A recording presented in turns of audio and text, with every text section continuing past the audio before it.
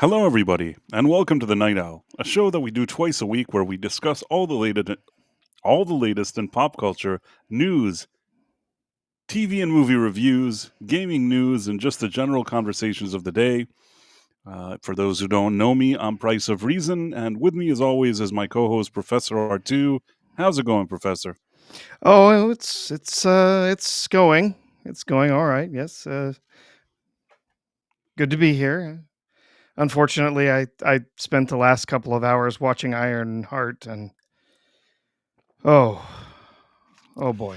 Oh, we will definitely get to that Yeah, though. yeah, we'll Yeah. we'll get there. If anyone else in the chat has seen Ironheart, you'll understand my dismay.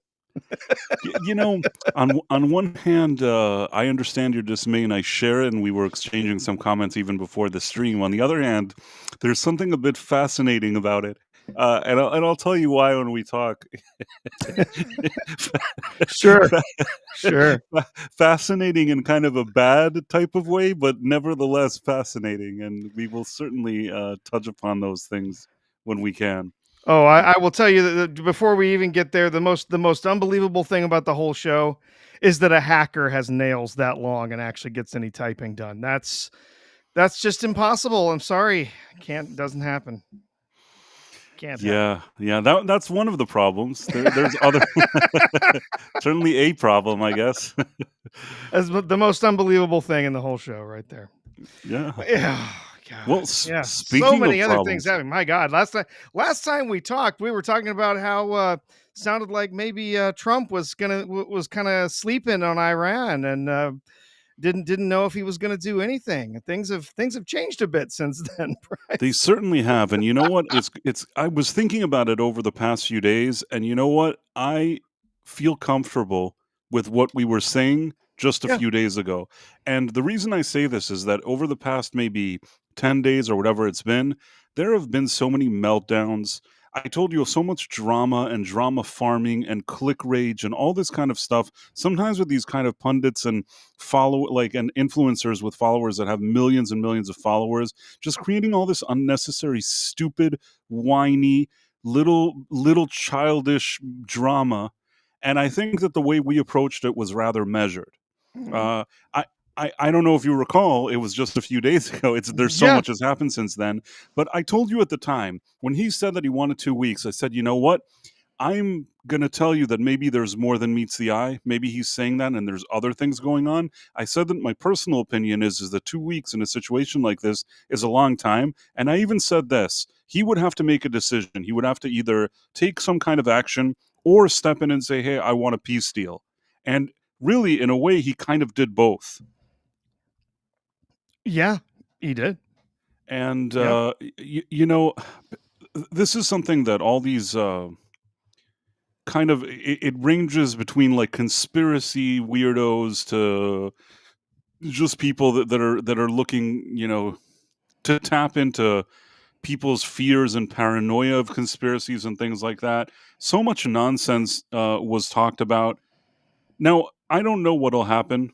Sometimes when these things happen, even now we're looking at it, we won't know what this event is until maybe 5, 10, 20 years. Sometimes events like this, they happen and you don't really know over time what's the bottom line outcome of it. But when I'm just looking at it, at least this moment in time, I feel like we were saying all the time, he didn't seem to want to get into a full-fledged war with boots on the ground. This was something that he thought he would do. That all the time he talked about the fact that he didn't want them to have these capabilities and he was interested in getting rid of them. He was also negotiating a deal with them prior to this thing and they annoyed him. I guess what I'm saying is, being the president isn't an easy job. He has whatever it is that he wants to do, and when you elect somebody, I don't think you should sit around whining and crying like some of these people all day. If you know what I mean. Oh yes, all the people demanding, saying he was, the president. He's pushed us into a war, and he's not allowed to do that. He's violating the Constitution. It's time to impeach him. In fact, good old, what's his name from Texas, who's Massey, who? no, oh gosh, That he's basically tried to bring Donald Trump up on charges. He's tried to impeach him, I think, 3 times since the election started. is that the guy that looks like kind of like a pimp? I'm sorry, Yes. I only say that because of the cane. It's not. I know that didn't sound good, but because he Yes, Al Green. Al Green. Al Yeah. Green. Listen, he has the name of a guy that like sings like really smooth R&B songs. He walks around with this kind of cane. I know it's unfair. I know it's unfair, but it's not personal. You know what I mean? Like I want to clarify that really the cane gives that kind of vibe. Yeah. Oh, geez.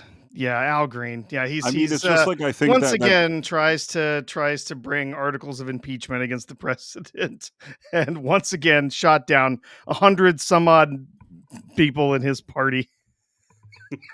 Just voted voted against it. It's just it's absurd. And there's been numerous other people. It was hilarious because while there's announcements of a ceasefire and all of this different stuff, like other people are saying he's violating the Constitution. He's not allowed to do this. But you can go back and you can look at their own tweets. Back when Biden was using his unilateral powers to launch launch attacks on this place or that, or Obama would do it, whatever. Like, oh no, that's totally okay.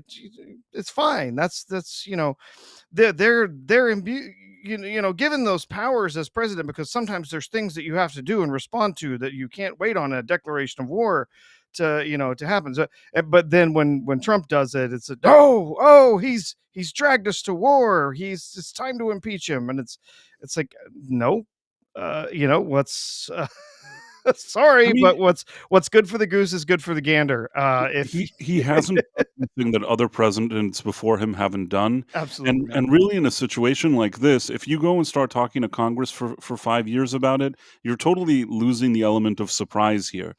He needed if he wanted to do this, this was like a quick kind of in and out type of operation that you can't really sit and talk about all day, or else there's just no point to doing it, Yeah. and that's just not how doing these type of operations work. It's like when Obama went and whatever with Bin Laden, whatever it was. It's as if like he'd go and start discussing it with Congress for like a month before doing it. That would be stupid. You don't do that. You know what I mean?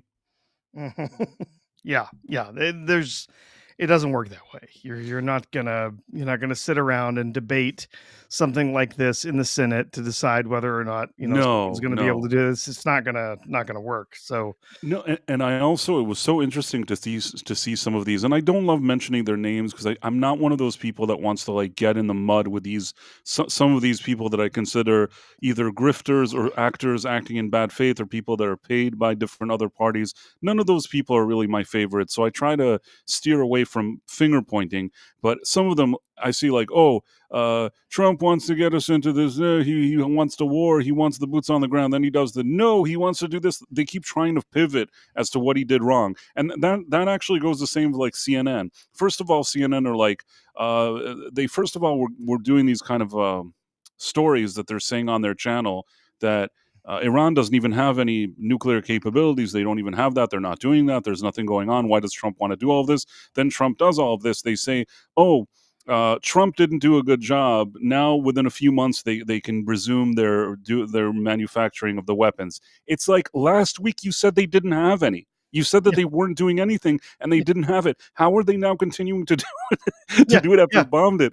I would at least be embarrassed. And you see, it's like the same anchor. You know what I mean? You see the same anchor sitting there feeding some other propaganda. yeah. Oh yeah, they can't. They're not and can't make nuclear weapons. Why would you why would you attack them? But we only set it back. We only set back their ability to make nuclear weapons by a few weeks. So, you know, Right. I mean, just you're talking about a few it's so, weeks. Last so week you stupid. said they didn't even have it. So Yeah, yeah, yeah. It th- just makes no sense. makes no sense. It People just is it's so nakedly just obvious that they are simply anti-Trump. That's it. There is no other there's nothing else there. There's no no, there's principle nothing behind else what they're there. saying other than just, oh well, we have to automatically just be opposed to what Trump is for. So if he commits this incredibly successful military mission and what do we do? Well, we have to be against it. What do we how are we against it? Well, no, it wasn't successful actually. It only set back their plans for nuclear weapons by a couple of months. And 5 minutes ago, these same people were whining that they didn't even want him to do it. Do you understand the absurdity? Now they're yeah, like, "We didn't want you to do it." He's like, "But I did it." Well, you didn't do it well. It's like, guys, you gotta pick some kind of position and kind of stay on it. And the other thing is, and this is my personal opinion, let's already say that maybe there still isn't 100%. I mean, even Vance and other people were saying they could have taken some of this stuff and hidden it somewhere else. It's certainly possible, but I think that if nothing else, if they were doing this, if they were indeed doing this, which it looks like they were, and they're running around hiding and whatever, it kind of seems justified that he did what he did. And the other thing is that he dropped so many bombs there. They dropped so many bombs, really serious ones. I find it hard to believe that it didn't do any damage. It's the kind of damage that for sure is a setback, and I believe that it's more than a few months of a setback. Keep in mind also that between also what the Israeli attacks were, they basically took out so many high-ranking officials, so many people in whatever was that regime was. I think there's a reason why Iran were looking also on their end to sort of end this. Now, it could be somewhere like, well, maybe they ended it because they want to try to strengthen themselves and be ready for the future and do this again sometime. And maybe that's true. But I don't think necessarily what he did wasn't good. And we won't know. We won't know what happens down the road. But you know what? Even if at the end it takes them more time and they manage to do it, the fact that he did it, that would only mean that he was justified in doing it. Do you get what I'm saying? exactly. Yeah, no, I know exactly what you're saying, and it is frankly, it's just ridiculous. The people just stumbling over themselves to try and find some way to tell to to to to tell everyone how unsuccessful, what a failure this is when clearly it's again just ignore the evidence of your own eyes. You only listen to what we tell you. When we tell you it was a failure, oh well, look at the picture. Oh, there's hardly any damage if you look at this picture. Well, that's because the damn thing's underground. You're not It's going to see damage on the surface because agreed. they dropped these enormous weapons. And you can go on YouTube. Check out there's some videos out there from people who know about the aircraft, they know about the ordnance and how it was developed, why it was developed. These bombs were made. The ones that they used, these massive, ordnance penetrators were designed specifically for taking out these bunkers, these underground facilities. It's literally a cat and mouse game that's been going on with different governments and different militaries for decades. We build bigger bombs, we build bombs that can penetrate further into bunkers, and so then they build bunkers differently, and they use new materials to build different types to make different types of concrete that are more resilient to the type of concussive force that bombs can deliver. And so then you have newer bombs that are able to penetrate further and do different types of damage, more directed damage. And so there's this there's this arms race, there's this cat and mouse game of who can make the strongest bunker, who can make the strongest bomb. And if the evidence is to be believed, then the bomb that we had, of which we dropped many of them onto this Fordo base. If we were able to drop those, they're not dumb munitions. We don't just sort of fly overhead and just drop it and hope it lands in the right place. No, this isn't They're just some random crap, Yeah, no, that no, no. These use some of the most sophisticated guidance systems that we have for our munitions. They're GPS guided. They have the fins and everything on them so that they can direct themselves as they fall. So we can pinpoint drop where these go. So if the military is to be believed and what they've reported as to kind of what happened, they put these things right down the air vents and sent them hundreds of feet into the side of the mountain before detonating them, and they would have done massive amounts of damage inside of these facilities. Now, of course, we don't have pictures of what it looks inside those bases, but if you listen to some of the experts that are showing you these pictures, they're saying, well, if you actually look at this, uh people say, well, there's no damage. Oh, nothing is destroyed. Everything's the same. No, there's one building off to the side that seems to be untouched. That's probably because that building didn't hold anything important. What was important was all underground. And they say what they'll show you is, well, look at this photo from from the satellites. See all this sort of gray stuff scattered all around these little divots right here. That is the concrete from inside this base that was vaporized by this explosion and then blown out through the holes that we've created. uh, So, I have a more kind of simple way, and this is just my explanation. If there's a building and you drop some bomb on it, the building falls. Now, when you have something that's sort of in a mountain and things like that, it's not exactly the same thing. But if you dropped some really heavy duty bombs in there, they're going to cause explosions. Even if some portions of that are left, like let's say, the explosion didn't get to them, just going in this mountain now and trying to get to that is difficult. You know what I mean? oh, of Whatever course. in there is a major setback. This kind of explosions with the type of bombs they used is serious. And yeah, it's not the same thing like when you look at a building and you see how it blows up. This is a different type of bombing. So, yeah, some people will say this and some people will say that, but I have a difficult time believing that it didn't cause significant damage. To tell you that there's no way ever that they can dig there for years and try to get back or do whatever, sure, they can do a lot of things, but don't forget, between the US and what they were bombings, and then later Israel and before Israel continuing to throw additional bombs in that same area, I feel like they must have at least blown up something. I mean, there's no chance that so many bombs went off there and nothing happened, which is like what I guess the new CNN is trying to say, like the CNN narrative.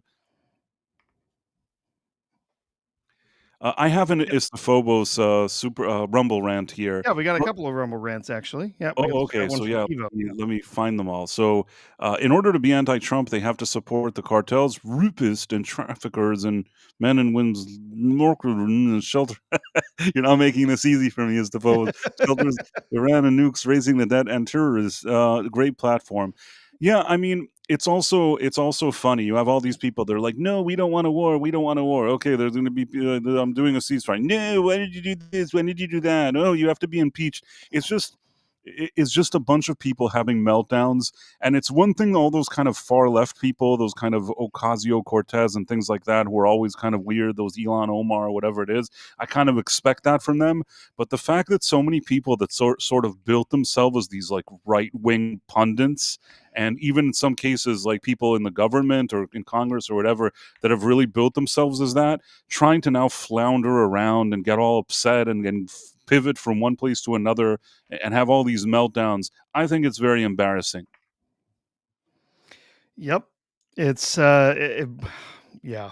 It's even worse than that. The Democratic Party has has lashed themselves to the mast of a ship that sails on all kinds of interesting seas. So, a couple of different metaphors there, but anyway, yeah, there's a reason the Democratic Party is collapsing, and it's because they have decided that they have to support all of some of the most radical ideologies you can imagine. We did have one other Rumble rant. Did you see that one Oh, from Kivo? oh, sorry. Let me find it. Oh, I see it now. Yeah, Sorry, Kivo. that's all right. Kivo 1961. I'm old enough to remember Operation Midnight Hammer was a Paul Pelosi reference. That's actually funny. I don't want to be like a conspiracy guy, but I will always wonder what that whole seat situation with him in that apartment was. how I how could that possibly happen? Right? it the odds are slim. You know what I mean? Like I don't want to be a conspiracy theory guy, but if there was ever if there was ever, if nothing else, either it goes down as one of the world's greatest mysteries, or there's something more than meets the eye in that whole interaction. I guess we'll never know, but that was one odd situation. Yep. Well, while we're at it, we do also have a couple of super chats. Okay, let me get to those. Yeah, we have from the dead man, and I told him that we were getting to that. Let me share this, and yeah, we're here. Do you see it? Hmm. Okay, so we have the dead man. First of all, Tim Hayes has been a member for 6 months. I like Tim Hayes. Tim Hayes is a good guy. I've done some karaoke with him. He's actually quite good. And in addition to that, he's always like hanging out, and here and there he drops me a message, and I just like his overall vibe, and always appreciate his support here. So thanks, Tim.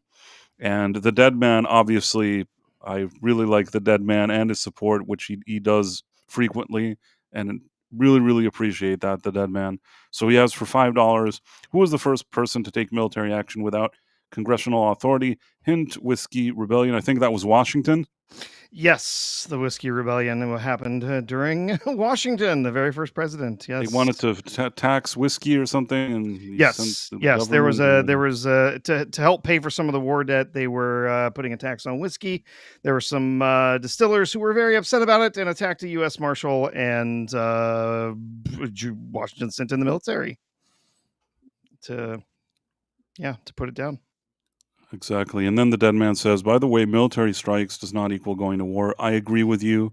And in addition to that, you have people that are like, well, now that he did that, that was, I think, I don't want to say her name. I just don't feel like even giving any attention to people that like that. But this one lady who often pops up claiming to be more of a right wing person, but mostly just peddles conspiracy theories.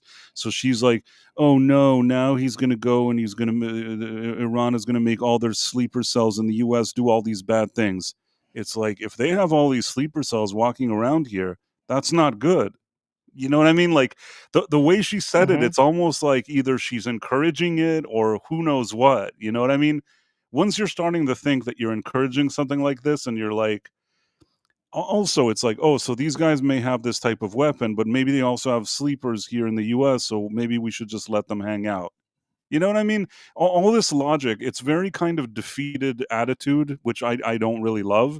And the final thing that I was trying to say, and I wanted to say to you, is, and did say that last week when we talked about it, we're not the president of the United States. When you're the president, you have a huge responsibility. People bring you a lot of information, and a lot of it is things that we will probably never hear about. You have to make decisions that are tough.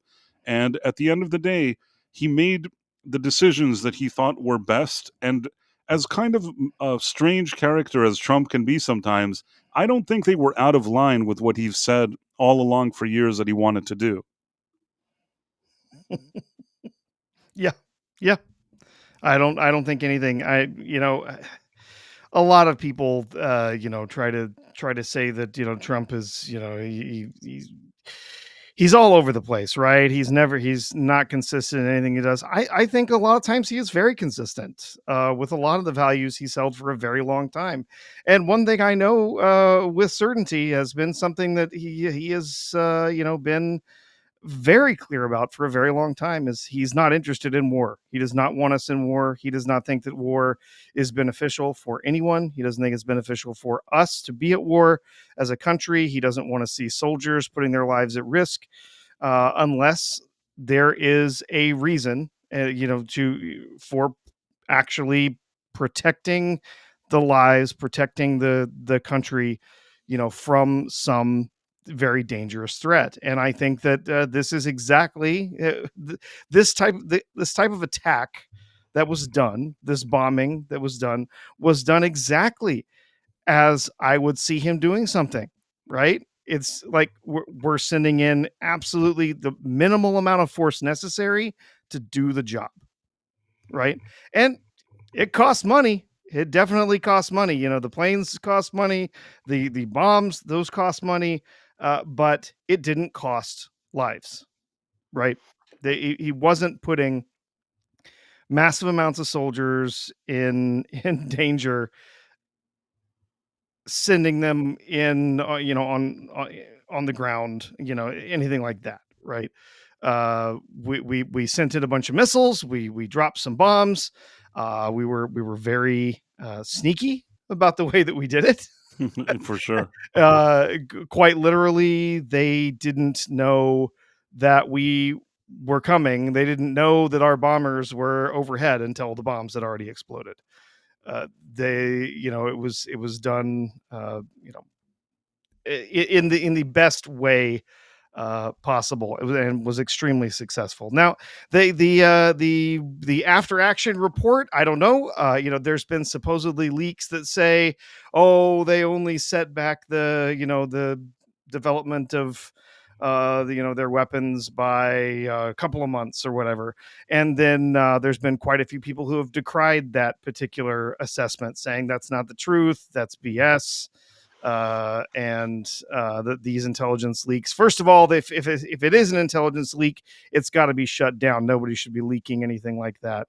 For And sure. then second, it's unlikely that the amount of damage that was done would only have set them back, that far. So who knows, right? It's difficult to know for sure. Well, I wanted to share this thing. I think I saw it today. I think this is what I wanted to share with CNN doing their little flip flop. Let's see if this is it. Can you see it? Yeah, I'm not hearing anything though. Okay. Okay. This timeline There of we go. There we a go. few weeks away from a nuclear bomb is in direct contradiction to CNN's reporting. According to U.S. intelligence assessments, Iran is 3 years away from being able to produce a nuclear weapon if they wanted to. This is on So June the 19th. facts on Iran getting a nuclear weapon do not bear out the claim at the heart of what has put the world on the verge of world war. It only set back the Iranian nuclear program by months. We got to call it like it is. It's a big deal. This timeline of Iran being a few weeks away. Again, if it's 3 years and they don't even have anything, and you're saying that it's all bullshit, how can you just a few days later suddenly have a whole different story? There's no credibility, and I actually like that Caroline Leavitt actually she showed that the person that wrote this article for CNN, that's like this whole story about this whole person that did that. The first person you see here is Natasha Bertrand. I don't know if you see that name. So let me see if I hold on. I wanted to share this one. Sorry, share this one instead. So the name is Natasha Bertrand. That's on the CNN website. I guess this person put together, the story for them. Yeah. And then she shows here that this same lady, Natasha Bertrand, she's the one that made this article about how Hunter Biden's story is Russian disinfo, dozens of former intel officials say. So the lady in charge of this story has a really terrible track record. In both cases, sort of telling you about intel that she secretly got, and at the same time, the previous time she talked about the intel was absolutely ridiculous, and it's been proven to be ridiculous. And everybody knows it. Everybody knows that it's ridiculous. It's not even something that like Democrats can deny. You know what I mean? Like this was a media cover up. So the same person now launching this other story after a few weeks ago, they said that there weren't even any bombs. very little credibility. And you could say, well, it could turn out that maybe there's something true about it. Could turn out, but I'm not looking at this reporting and thinking to myself, oh, this is 100% true. I need a lot more sources and proof before I believe anything CNN says. And then other people were like, oh, but the New York Times agreed with them, and so did the AP, Associated Press. Though that's not really helpful. I kind of lump them in along with CNN. They certainly come from a certain, agenda that they want to report on. They're not being honest. No, not at all. You Yeah, know, and I'm it's sorry to say this, the New York Times with me, they lost credibility when they were doing all that Kelly Marie Tran and whatever. We know what weasels they are, even when it's stuff that's not even like these serious wars and things that are of significance in the world. Even when it's something like dumb about movies that they don't want you to say that are bad, they're willing to like conjure up articles. If they're willing to like do all these like strategic articles to make you look stupid when you said you didn't like a movie, what makes you think that they won't do this? mhm. Do you get what I mean? Like, they invest a lot of time and energy and effort in just putting out like this kind of misinformation. Now, it could be once in a while, maybe they report something true. What's the saying that even a broken clock is right twice a day or Yep, something like that? yep. So maybe it's a situation like that. I'm not going to say that it's 100% nothing they've ever reported could be true, but these aren't exactly organizations that these days have a lot of credibility, in my opinion. Mm, yeah. No, they've lost so much credibility. Um, God, it's hard to even think about the last time they were actually right about anything. Again, they're so consumed with making sure that they are against whatever Trump is, or whatever Right. whatever MAGA is, or whatever. They have to be that, and so it means that they constantly have to be counterfactual to argue their points, and it's. I mean, honestly, it'd be laughable if I didn't know that there were so many people out there who were getting, wildly deceived by this stuff. So it's extremely frustrating. Yeah, Yeah. and we also have well, I mean, I'll get to this in a second, but we also have what's Marjorie Taylor Greene or whatever it is. Uh, I also think that she has not shown herself in a good light in the past week or so. Yeah. Here's a few thoughts that I have, and this is something that kind of annoys me, even if I zoom out. You have all these people that are like, "Oh, I voted for America first. This isn't America first. Oh, this isn't America first. This isn't America first." Listen, there's millions. There, how many? There's like 80, whatever, 70 something million people that voted for Trump. They're not all going to agree on every single thing. You know, back not too long ago, we were upset with a lot of these kind of far left extremists that basically, if you didn't agree with them, you were considered not a person. And it really turned me, a person that's not even very political, and kind of really being pushed away from that whole direction. Even though I never really considered myself like a person of one party or another, that really repelled me, this idea that nobody could say anything. And I really don't like that a lot of things that I've been seeing, it's even before this situation. I'd say in the past few months, every time that Trump does something that they like or don't like, I didn't vote for this. I did vote for this. It's not America first. It's this first. Oh, he's doing this first. He's doing Israel first. He's doing Iran first. It's like he is not. This is a real job to be the president. It's like when you're the president, you have to make a lot of difficult decisions, and you also know a lot of information that maybe you don't know. And then I hear, oh, he was on Jeffrey's Island, so he has to do what they say. Oh no, he's not doing what they say. He wasn't on Jeffrey's Island, but he was on Jeffrey's Island. Man, I just all this stuff sounds like a bunch of bullshit to me. You know what I mean? And I know that like Oh Elon yeah. was one of the people that even said or didn't say. I don't really think that's the case. I suspect that if he was on Jeffrey's Island, that would be something more known.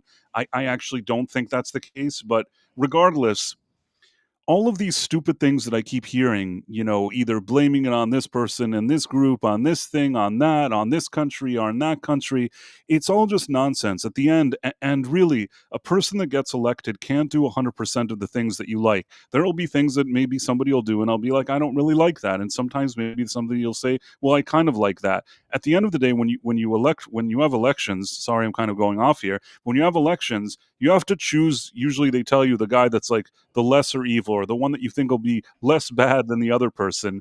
And considering the options, imagine if, like, Joe Biden, it wouldn't have been exposed that he was like confused. Imagine that he was the president. Mm-hmm. Or an inexperienced person, sorry, that like never really gave me the impression that she's 100% up to the task here. Somebody like Kamala, it's not even just because of the politics and all this other stuff. I'm trying to be like more objective. I'm thinking of like her and Biden and their crew involved in such affairs, and I don't necessarily think that they would do something better. Oh no, I'm sure they would probably have completely ignored anything going on in Iran. I mean, They, and this is the final thing with all the people. Oh, they found documents. They have naughty photos of him. Blah blah blah. So he had to do it. He didn't have to do it. If you look at like tweets of his from 2011 and then going all the way until now, he's always said the same thing. He didn't like the deals that were made with Iran. He didn't want them to have this kind of capability. He's been saying it for like 15 years, even before he was in politics. He kept complaining. Now, people are like, he complained about Obama, but now look at what he's doing. Yeah, he complained that Obama gave them all this money, that he was soft on the negotiations, that he didn't, look after what he considered was America's interest. Now, you can say, I agree with Trump, I don't agree with Trump, but to say that he's not consistent, he's like, he said he wouldn't do this, he said he wouldn't do that. You could be anti-war and at the same time still think that this is an issue that's of interest to you, and it's something that you keep focusing on. Both things can be true. Do you get what I'm saying? oh yeah, yeah. Both things can be true. And the final thing that I'll say is that also this idea of like he said he wouldn't do this, he said he wouldn't do that. First of all, you never know what'll happen when you're president. Of course, you don't want to get people into war, or at least I don't think he does. I really genuinely think he doesn't want Americans to be in war. I really believe that. More than other presidents we've seen. I genuinely believe that he doesn't want it, but at the same time, he also has a certain responsibility. He's the president. Even forget about this conflict. It could be a completely different conflict that we didn't think about. I hope not, but I'm saying, a year or 2 years from now, it could be something completely different, and something happens. Sometimes, you need to take action. The fact that you say you don't want people to be at wars, or you don't want to do any military action, don't want this and don't want that, maybe it's all true. But at the same time, the U.S. is a really strong and powerful country in the world, and in certain situations, also you may not. Sometimes you have to take action, or maybe there's no choice. Yeah. And all these people that are like, sitting behind a keyboard talking, they're not the president. That's not to say that everything that he's done I've always been happy with, or everything that he said I've been happy with, or everything that he'll do I'll be happy with. I never said any of that. But I just think that this kind of what I call like gossip girl childish behavior between like people of influence, whether they're influencers or Congress or news people or whatever you want to call them, I just think that it's a really bad look, and people seem to forget that just a few years ago, just before like he was elected, there were years here that and even before Elon Musk took Twitter and stuff, there were years where you'd say something and that would be the end of you. You know what I mean? Like you'd say something that people thought wasn't like 100% like okay, that the system didn't agree with, and you could find yourself in like a problematic situation. We're in a different situation now, and some things that'll happen, they're not going to be to your liking, and that's how it is sometimes. Sorry, I hope that Yeah. wasn't too much of a rant. No, it's fine. It's fine. Yeah, it's just yeah, there's it's just the craziness in in politics just never stops, right? And then on top of that, just the complete and utter just incompetence of the media that's tied into it, and what they report on, and how it's completely left leaning. It's so ideologically captured. It's ridiculous. Yeah, I mean, there's just so much to to think about. But yeah, okay. So what do we got? We got some more super chats. Yes, I We see. also have a Rumble rant. Oh, I'll get to that in a second. The Dead Man sent one Price of Reason Live gift membership, which was received by JPS. So thank you. Thank you, The Dead Man. Always very, very kind of you. And JPS, you just got yourself a Congrats. official Price of Reason Live gift membership. And then, as he often does, he sent a poop sticker for 99 cents, The Dead Man. And we appreciate that as well. A Now little preview of our Ironheart review from right. the Hitman. Let's see. You said there was. Yeah. Istophobos says, sent you a short video via DM. It's really worth showing. Seriously, let me 1 second see what you did, Istophobos. Okay. Trying to click on it.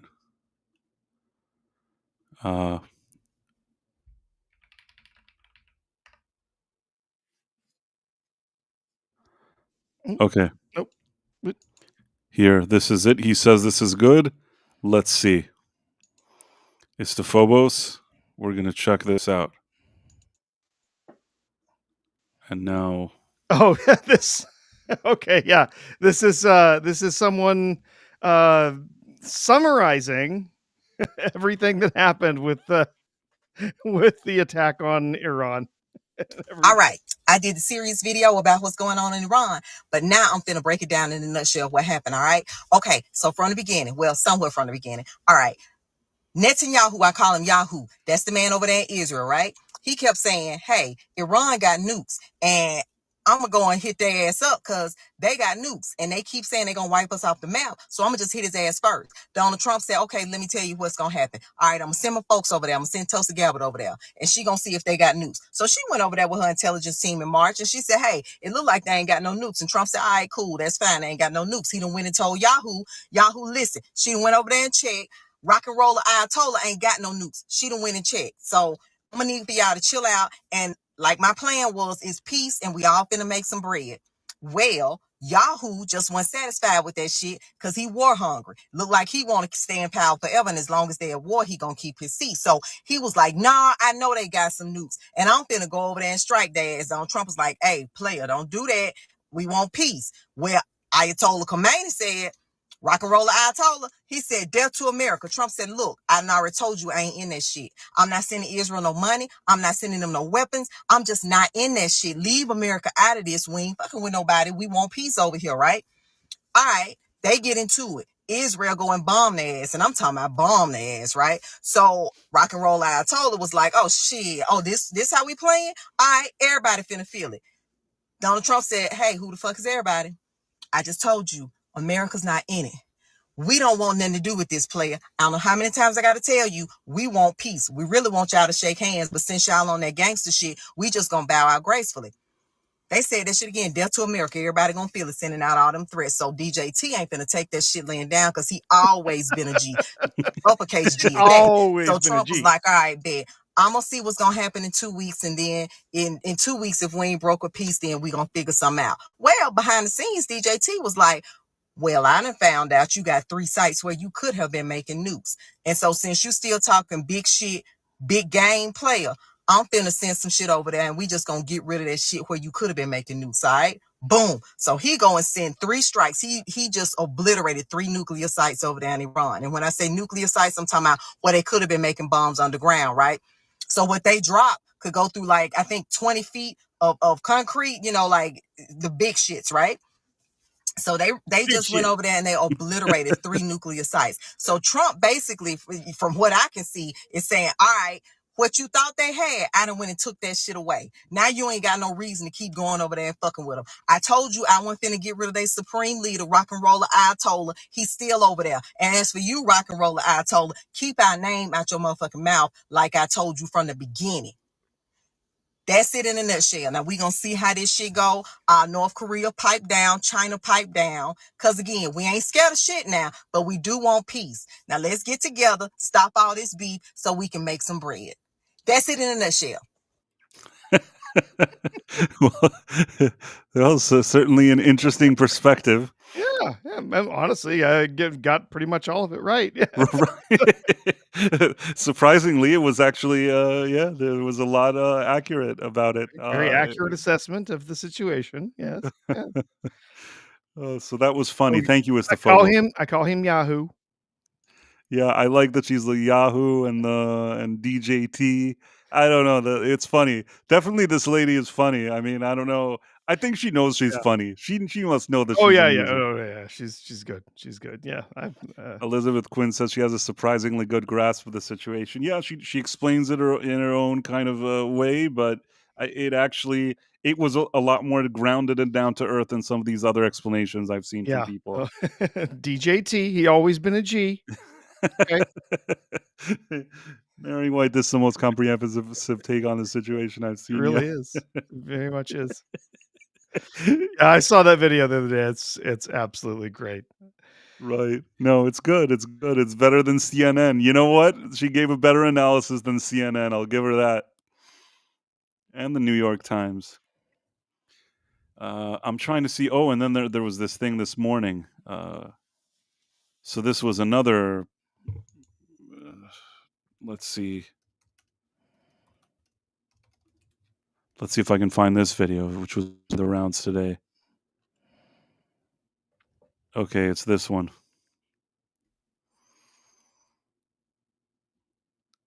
I'm going to share it. At the beginning, they said there would be a ceasefire, but then apparently there was still stuff going on. I mean, I'll tell you what, though.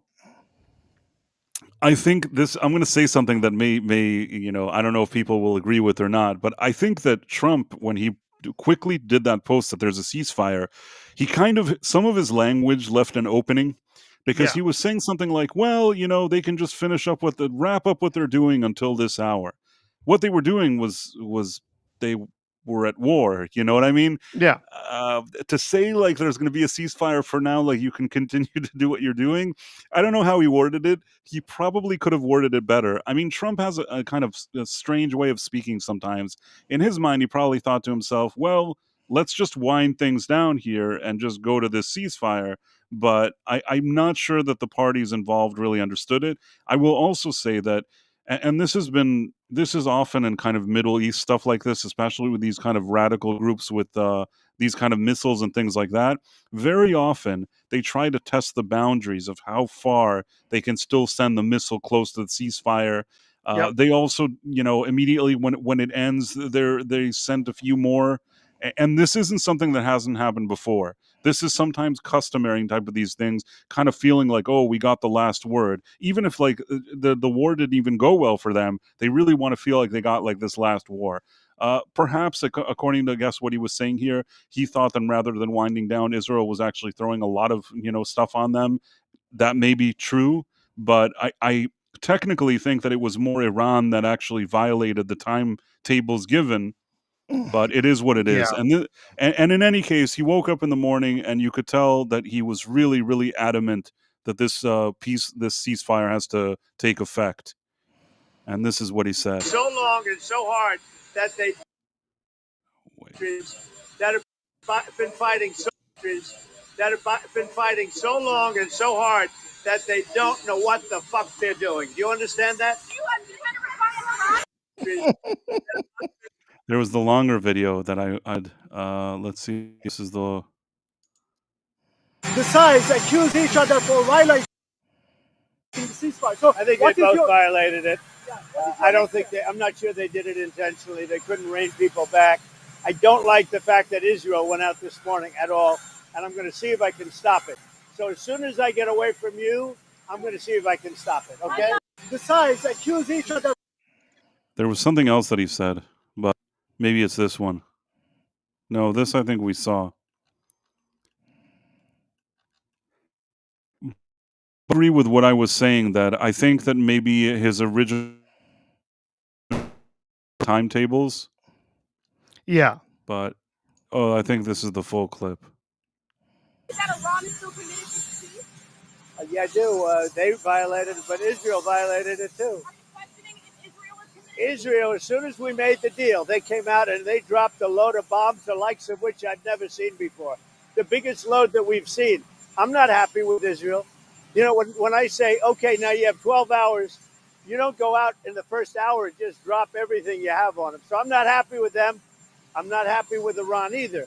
But I'm really unhappy if Israel's going out this morning because the one rocket that didn't land, that was shot, perhaps by mistake, that didn't land. I'm not happy about that. You know what? We basically have two countries that have been fighting so long and so hard that they don't know what the fuck they're doing. Do you understand that? Do you have 200% in Iran? Is that a Yeah. Yeah. It's fine. I mean, like I said, I will say that when I read the initial statement that he made, he did sort of leave a door open that makes it seem he's like, well, look, do whatever. What was he saying? Do you remember? Do you know what I'm trying to say? That he's like, he sort of gave a timetable and made it seem like until then you could do whatever you want, but maybe he should have been a bit more clear on what he was trying to say. He made some references to, oh, you know, they're gonna do what they're gonna do right until the minute or whatever. I can't remember exactly what it was, but yeah. Right. You know, initially they were like, well, there's a ceasefire, and oh, maybe they're gonna keep doing some stuff until then. But they had the ceasefire. You know, Iran kept firing missiles until the very last minute. One of them did land and impact in a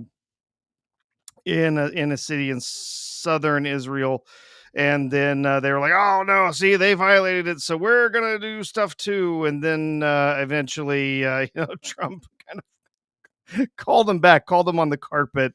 After, you know, voiced his frustration as we saw here, dropping an F-bomb, pointing out that, yeah, guess what? You both breached it, right? You both breached what we were doing here, and you know, that's it. Okay, look, you're both at fault. You both broke it a little bit.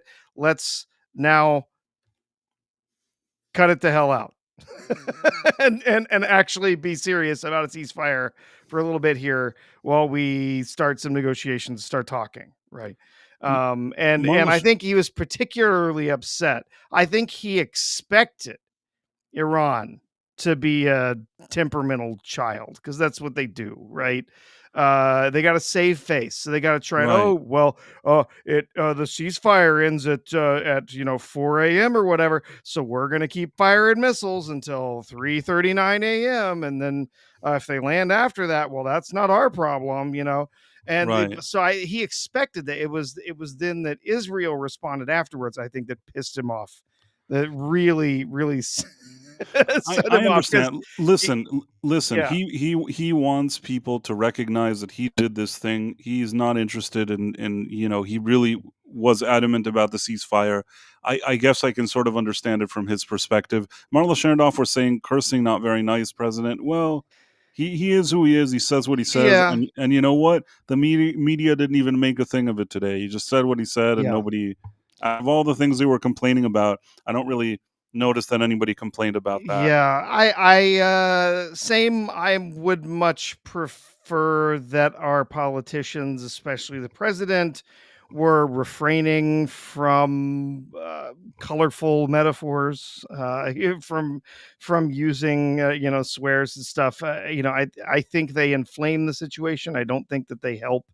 And they don't show when you have the politicians that are going, and this has been especially a thing with the left lately, because they're a lot of the Democrats are convinced that going out and swearing is winning them points, and so they're out there. You got the Jasmine Crockett out there just dropping F-bombs left and right, and you got others out there doing the same, and they think it's winning them points or it's getting them cred or whatever.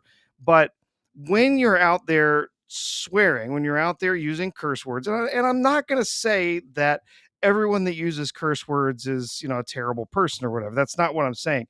But when you have a politicians out there using curse words like that, it gives an impression that they are not being rational about what they're doing, right? That they're letting their emotions get the better of them rather than being rational about what they're saying and the decisions that they're making. So that is what that is the problem that I have with politicians that are swearing when they're making speeches when they're talking about stuff, is that it gives a poor impression of what they're actually doing. Now, if I think that there's a whole lot of people on the left right now who are acting entirely out of emotion, right? They're not rationally thinking through anything. But that it just I'm saying it just gives that impression that they're letting their emotions get the better of them, which I would not I mean, Trump prefer. doesn't drop these kind of words all the time, He does actually. not. He He does not. actually doesn't. And as for the Democrats, I feel like what they're doing is, this is just my personal opinion here. I feel like after this election, probably some firm they hired that does like studies and polls told them that they seem very kind of robotic and mechanical and annoying and not personal, and that the reason why like a lot of people don't vote for them is that there's something very kind of manufactured and slippery about them.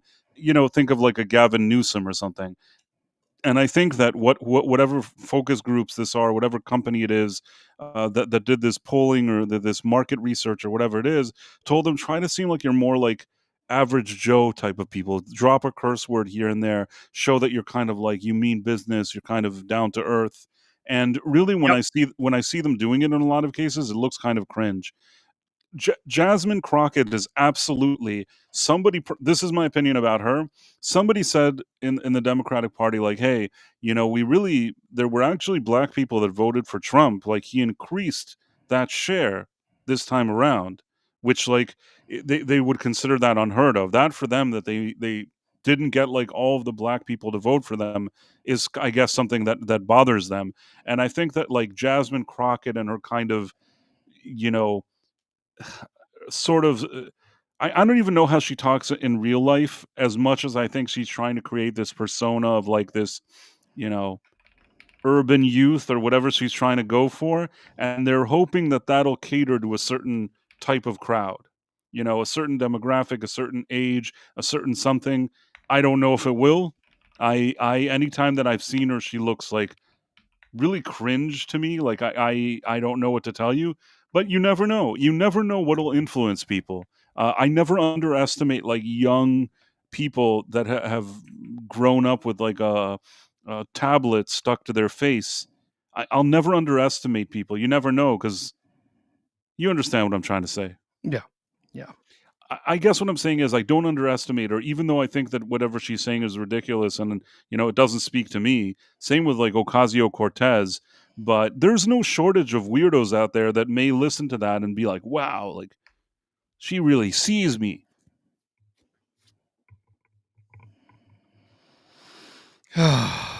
That Ugh. yeah, no, I think of Jasmine Crockett and AOC, and I just think, oh, the future of the Democratic Party. It's going to be great.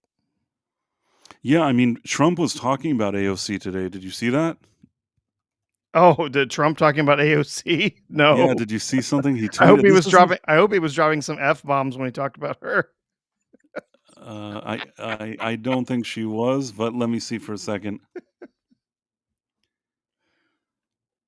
I think this is it She's right trying to here. impeach him again. Yeah, can you see it? So, stupid AOC, Alexandria Ocasio-Cortez, one of the dumbest people in Congress, is now calling for my impeachment, despite the fact that the crooked and corrupt Democrats have already done that twice before.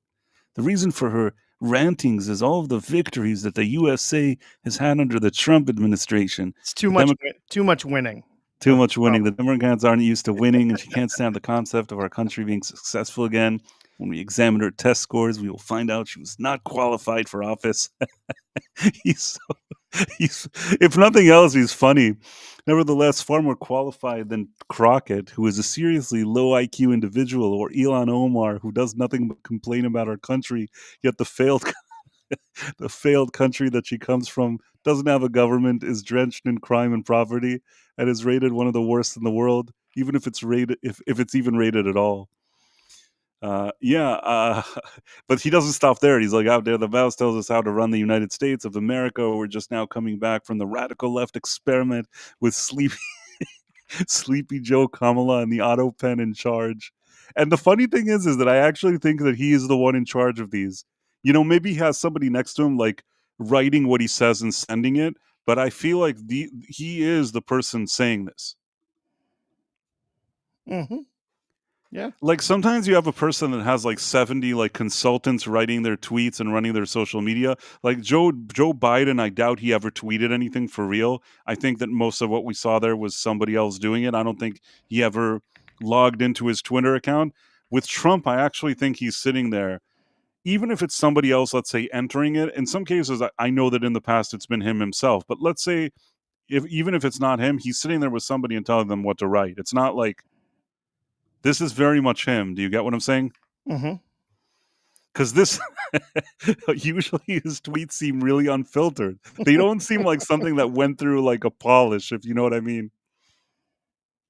The auto pen in charge. What a disaster it was. AOC should be forced to take the cognitive test that I just completed at Walter Reed Medical Center as part of my physical. As the doctor in charge said, President Trump aced it, meaning I got every answer right. Instead of her constant complaining, Alexandria should go back to Queens, where I was also brought up, and straighten out her filthy, disgusting, crime-ridden streets in the district she quote-unquote represents, and which she Oh. never goes to anymore. She better start worrying about her own primary before she thinks about beating our great Palestinian Senator, crying Chuck Schumer, whose career is definitely on very thin ice. She and her Democrat friends have just hit the lowest poll numbers in congressional history, so go ahead and try impeaching me. Again, make my day.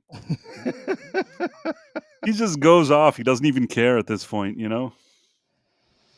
Yeah, yeah. Oh, and you want to talk about New York? Oh boy, wasn't Oh, on our list. no. Wasn't on our list of discussions No, today, but because I just noticed it. It just, I think, yeah, here became official. okay, hold on. Do you have that thing where they voted this kind of wacky Andrew Cuomo concedes as Zohran Mamdani wins New York City's Democratic mayoral primary in stunning upset. Yeah, this new guy, yeah, oh, decidedly he's like pro um, watermelon, oh pro yeah, tech he's terrorist, pro whatever, pro everything you can think of that's not good. This guy is like yeah, pro. And when I say not good, things that are not even like good in U.S. interests in general. This he's a guy, 33-year-old failed rapper. You can find videos of him attempting to trying to be a rapper at one point. this But is like that movie with Sacha Baron Cohen where like oh Ali G becomes the prime minister or something. yeah, yo, oh wow. Yeah. So he is everything he's talked about. Everything he has talked about in his in all the little talks that he's done. First of all, he's an anti-Semite. Absolutely no question about it. I think it's pretty clear, It's yeah. very clear. There's a whole bunch of other wild stuff he's talked about. One thing that he thinks he can do. Here's what he wants to do as mayor of New York City. Remember, he's not governor. He's not, he's not running for federal office. As mayor, he wants to open a chain of government owned, city owned grocery stores.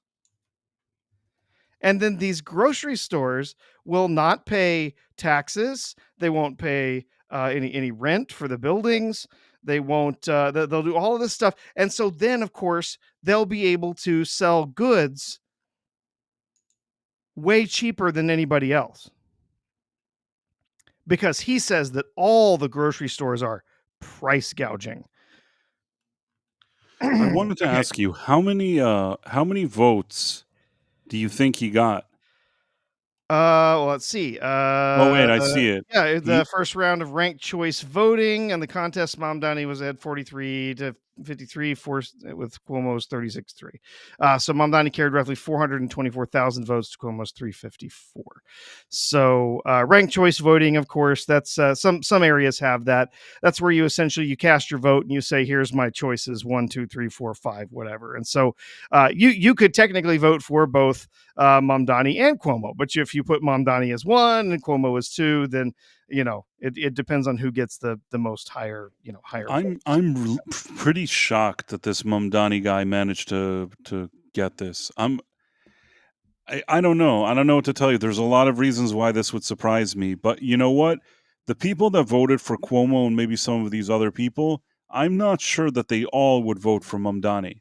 I think that there's at least some people that may consider going to the other party because of what I perceive as sort of a divisive candidate. I don't know for sure. It could be end up being like London, like those other places, and I'm not trying to just be like a jerk here. It's not necessarily just because somebody's from a certain background or a certain person from a certain place, but I think that this guy specifically, the things that he's said and done until today, don't paint him in a positive light. Not the kind of guy that I would think would be the New York mayor. And as a sort of failed rapper, how he's now considered some guy that people actually are seriously considering voting for, don't know what to tell you. This, if anything, I think is an embarrassment. But we'll see how it plays out. Yeah. Oh, yeah. You think he's This gonna is going to win? be fascinating. I do not know. I really don't. I will say that as far as the city of New York is concerned, well, uh, they they they get what they deserve if they elect this guy. He will be a disaster. My guess is probably will not even serve out his full term. He will be impeached and chased out of office. Uh, all of these youngsters who think they can come in and do stuff, they break all kinds of campaign finance rules. They break all kinds of rules about what the city can do with its money and all sorts of stuff.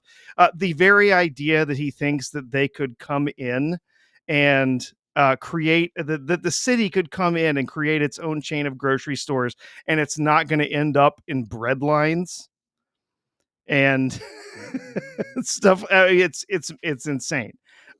He would chase off so much business. He would lose so much tax revenue. And just the idea, we'll come in and we're just going to make our own grocery stores because these grocery stores are price gouging. I happen to know people who work in the industry who have worked for different grocery store chains. I'm not going to say they're 100% on the up and up, but I will tell you that grocery stores operate on the thinnest margins of almost any business out there. No matter if you're talking about small grocery stores or corporate grocery stores, they have very thin margins. They are not selling you stuff that is 300 and 400% more than what they're actually, you know what I mean? Than what they're actually paying for it. Is it Especially when it comes to things like, the typical staples that you have around the house, sugar and flour, vegetables, fruit. They are not, they are not price gouging anyone. They have very, very slim margins on a lot of the products that they sell.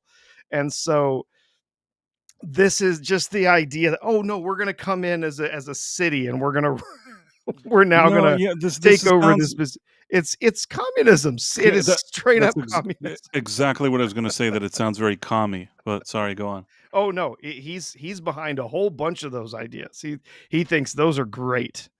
And AOC thinks they're great too. So she's going to be there right there with him helping out. But no, whether he actually gets office or not, I don't know.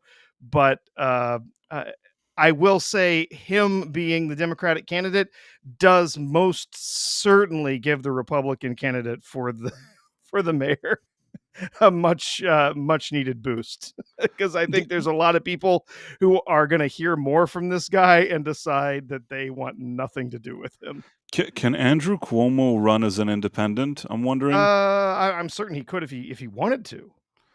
If he It, decides to do that, it would probably throw a monkey wrench in this guy's plans. Maybe. I don't even know. I don't even know what to tell yeah, you. But he could technically.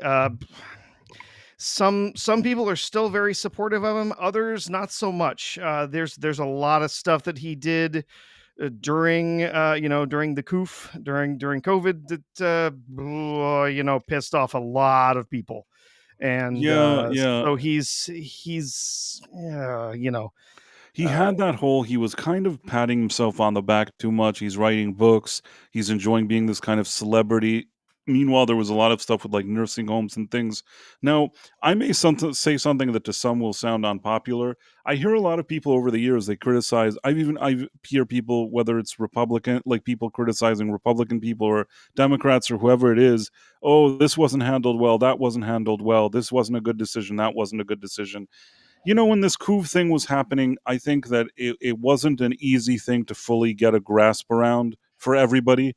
I can't completely blame every mistake that was made in every situation. With all of that being said, I think that there's enough that Cuomo did that kind of still people are not happy about. And with all this sort of scandal and him leaving, it didn't give him great momentum to come back. I think that if the Democrats wanted a candidate that's not this weirdo, this Mamdani guy. They needed somebody that wasn't Cuomo. I think that wasn't a good decision. yep. Well, I did see that Wiener was trying to like make a comeback, but I guess he disappeared all.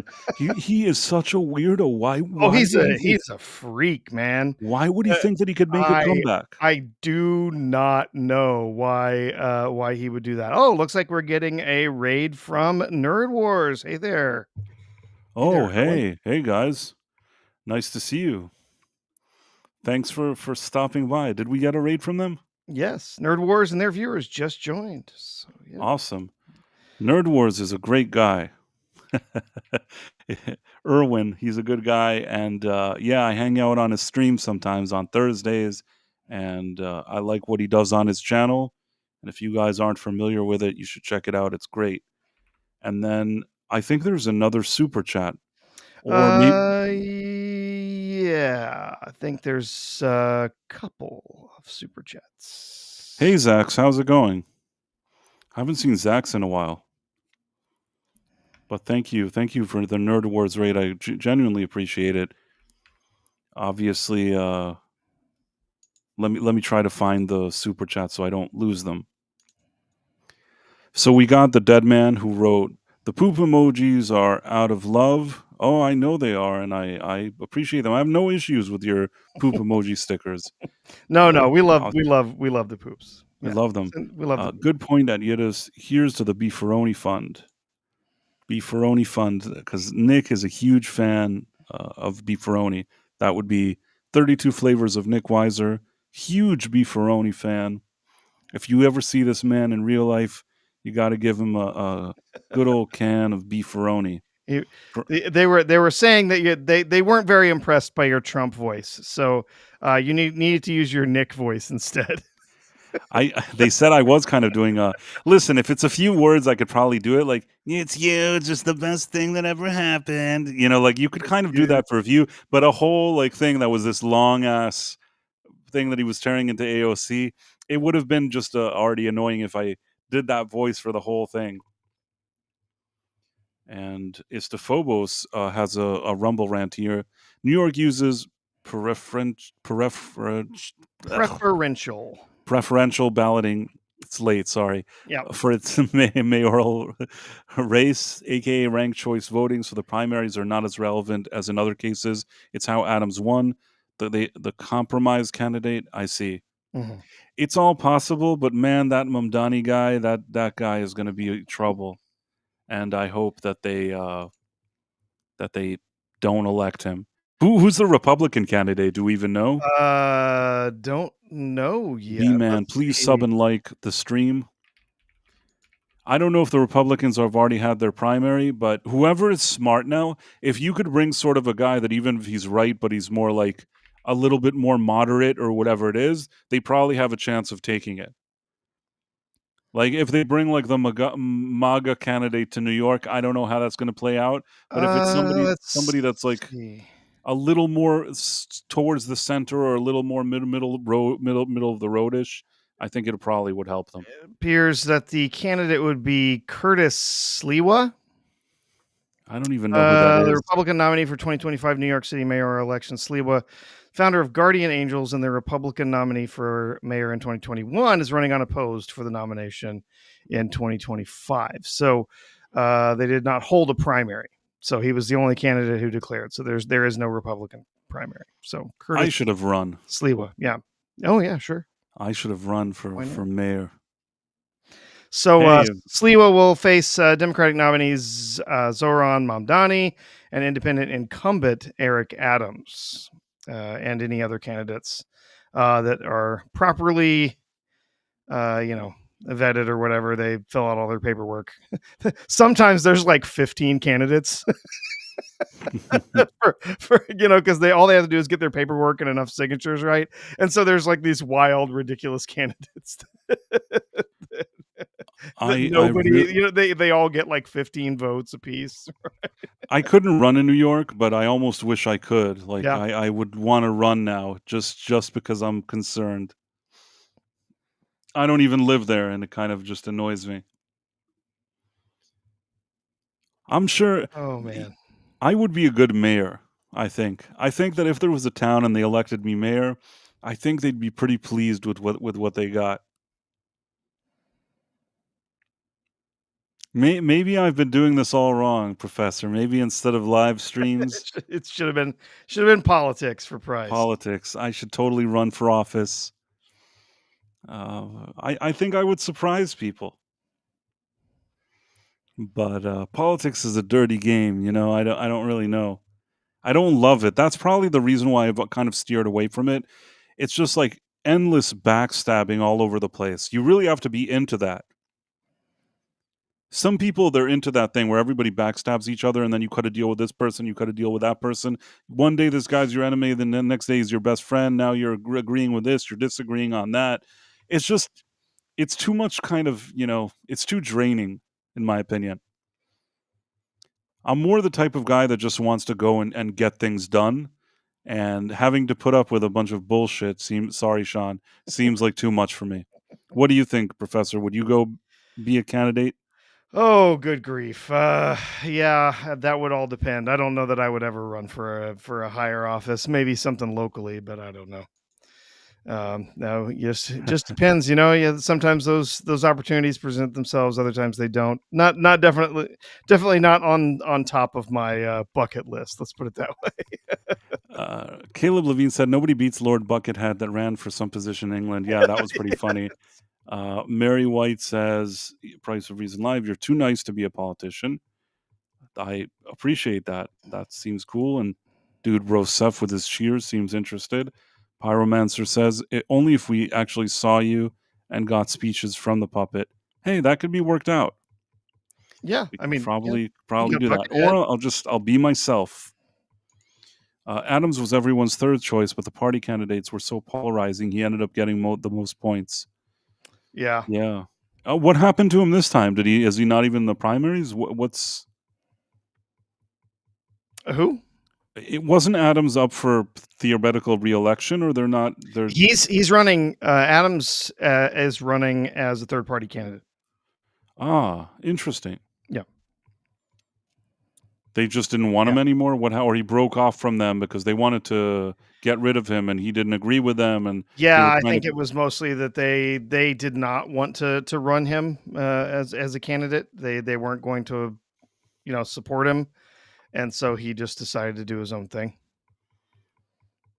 Yeah. Oh, Granola Grin, you can never be too corrupt to run for. No, you can never be corrupt. That's a cop out. For sure. Well, speaking of cop outs, did you see Ironheart? Wait, what were we going to do? What was the list saying? Was it first that we talk about? We can do Ironheart, and then we can go into F1 if you want. It's up to you. Interesting. Let's talk to people in the audience. What do you prefer we do first? Talk about the movie F1, which I saw an early screening of, or do you want to go over How do I start a poll? I want to do a poll. I feel like such a. Yeah. Yeah. How do I do a poll? Oh, Oh, engage. Okay, start a yeah. poll. Let's do this. This is going to be a 1-minute poll. I'll write Ironheart, and then the other thing will be F1, and I'll write which review do you prefer first? So I started a poll. At least on the YouTube side, we'll be able to do this poll. It's going to be for like 1 minute.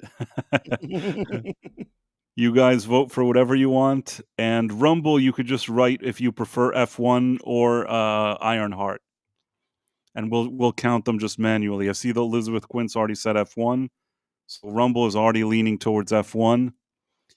The good thing about F1 is that I actually saw it and most people haven't, so that's actually kind of cool. F1 is winning now with 67%. Ironheart has 33%. We'll give it 1 more minute. You can tell some jokes in the meantime, Professor. But unless people really lean into the whole Ironheart thing, you got to vote too. If you're watching this stream, you got to vote if you prefer Ironheart or F1. F1 is a movie with Brad Pitt that he's a race car driver. Ironheart is a embarrassing MCU show that they didn't want to release for a few years because it was so embarrassing, and today they finally released it. Yeah. And as I'm explaining this, Yeah. the Ironheart is going down. I mean, you're still going to hear about it. You're still going to hear about it for sure. But everybody is going for F1. Also on Rumble, we got it. The majority want that. We're at 75%, and I figure that's good enough. They'd rather have some lube than go in dry with. All right, when it so I'm comes to ending the poll. We're gonna go with Ironheart or Iron Fart, as some people call it, which would probably be a good name to describe it. Well, tell us And all about the latest film from Brad Pitt, F1. I believe this was produced by Apple, was it not? yes, okay, so this movie is like a it's like a produced by Apple. Let me just pull up this thing I usually like to have here. F1 the movie. That's what it's called, I guess. It has an 87% on Rotten Tomatoes, which is surprising. Seems like a movie that they'd give like 0 to, because I didn't hate it. So, okay, so basically, this movie is imagine kind of like The Natural with Robert Redford meets Days of Thunder. It's a guy that All right. some early point in his career used to be like this big hotshot driver. Some things didn't exactly work out.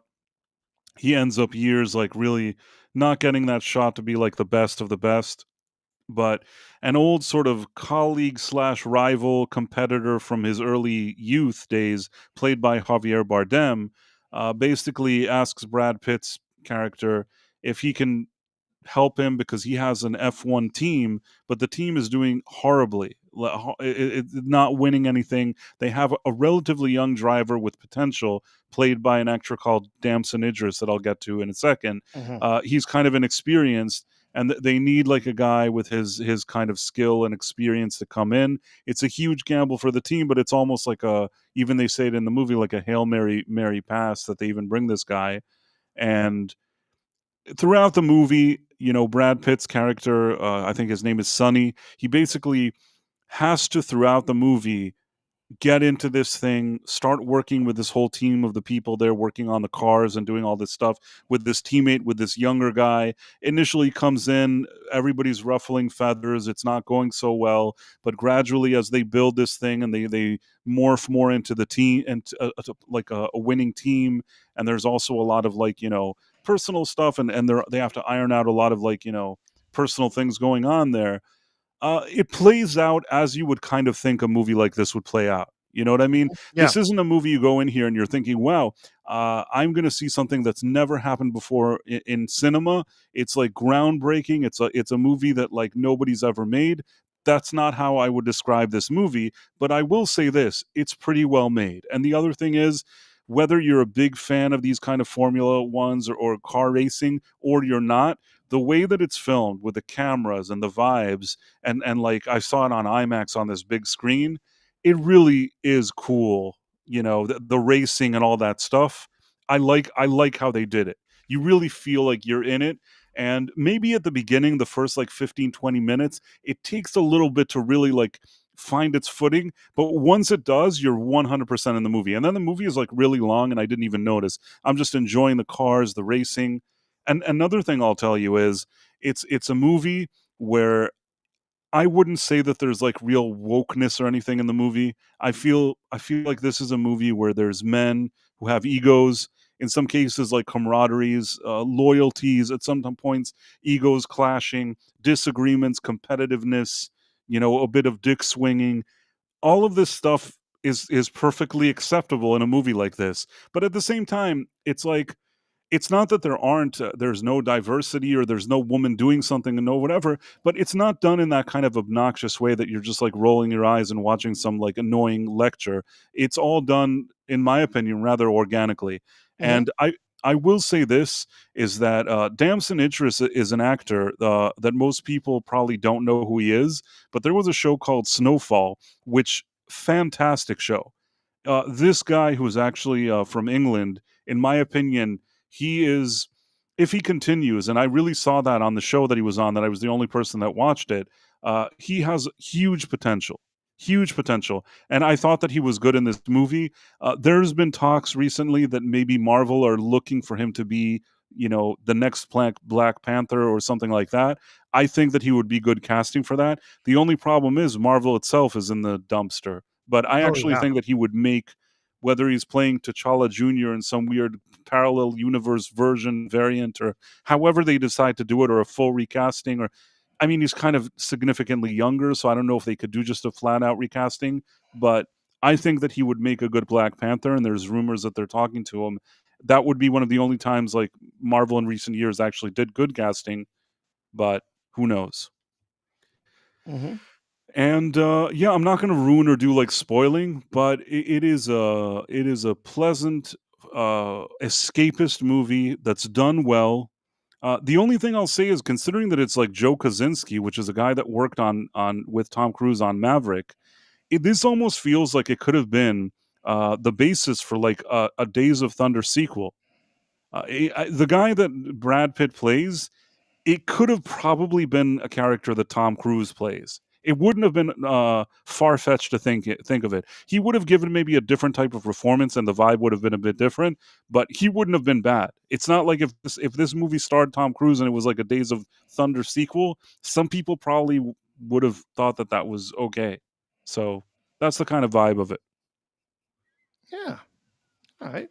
Do you have any questions? Does anybody? No, so yeah, I mean, so overall, then the there's really kind of just a central focus on Pitt's character, and kind of his entering back into this world of racing. What did you think of Pitt's performance? Really, I did you enjoy it?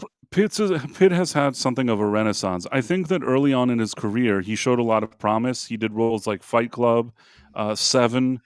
There were early on movies that I liked him. Now, ladies, I'm going to say something that may be controversial, but that's my opinion. I'm not saying it's not facts. It's just my opinion. I think that Angelina Jolie, when he got together with her, she was certainly very appealing. Is that a good word, Professor? Is that Yeah, sure, that works. she was a very appealing woman, and I'm sure that that was of interest to him. The only thing is that she also over the years seems like a lady who, you know, to put it mildly, seems a bit high maintenance, Sure, yeah, and I don't know if that worked so well with him. I'm not saying that it's her fault that he suddenly may have been, drinking too much or things that he's admitted. I understand that their, marriage at some point after years kind of went off a cliff, and there was a lot of things. I suspect that this lady, just based on speculation alone, seems like not a simple lady.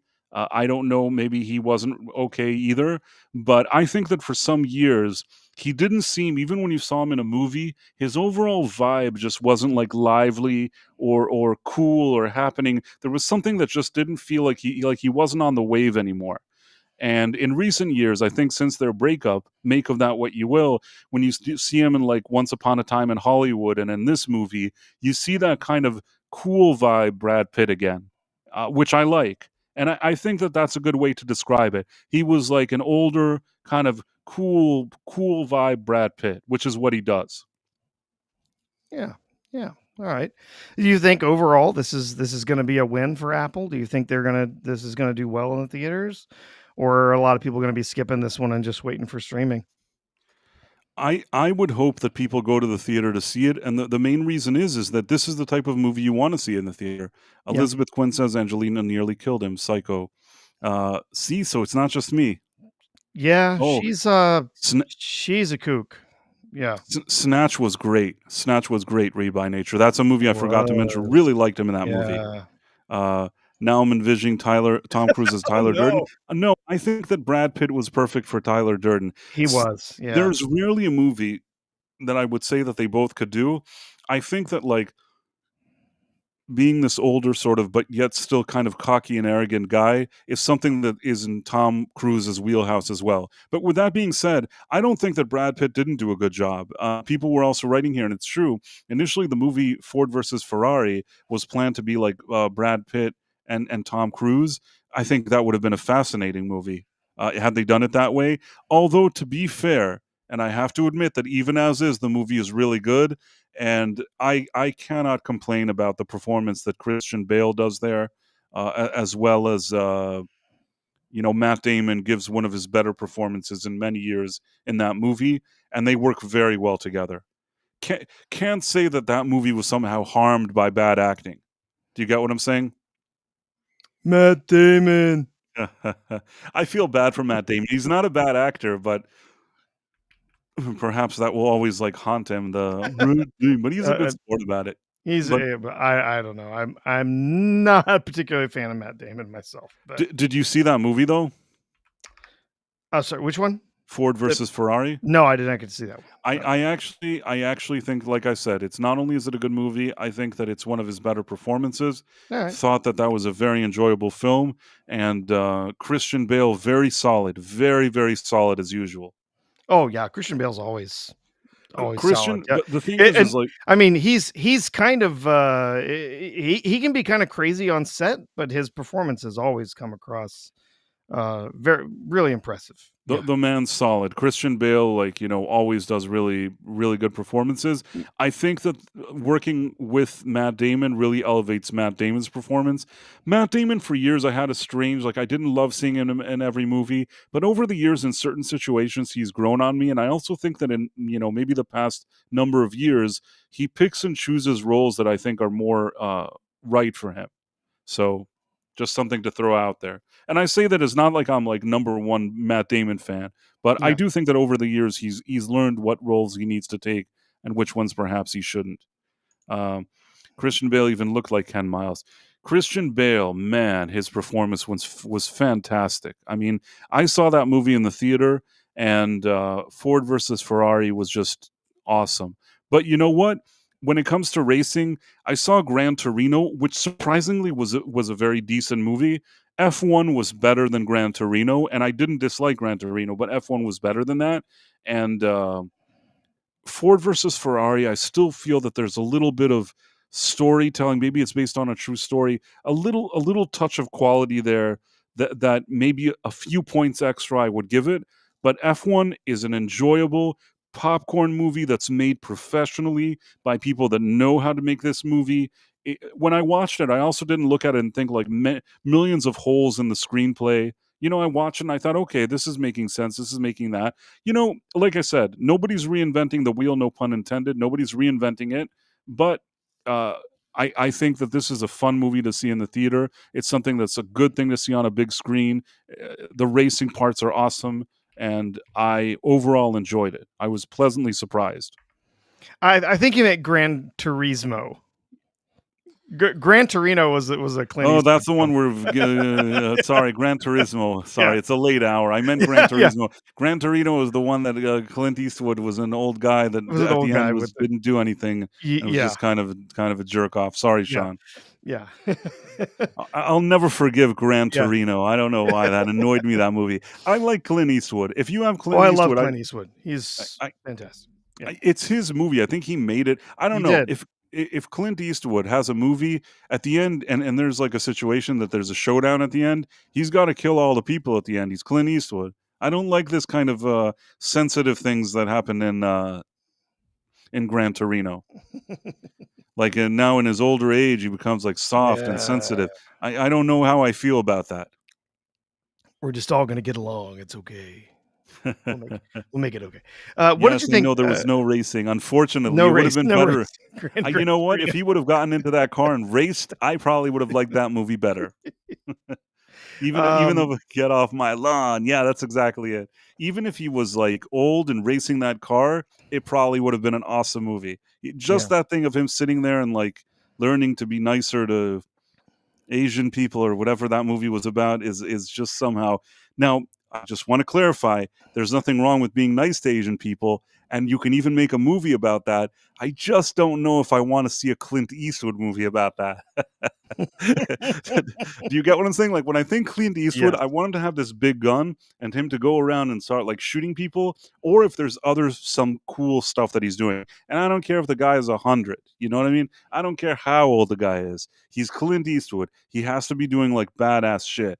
And I feel like that movie was not badass. It wanted to show that he's like just a regular everyday person.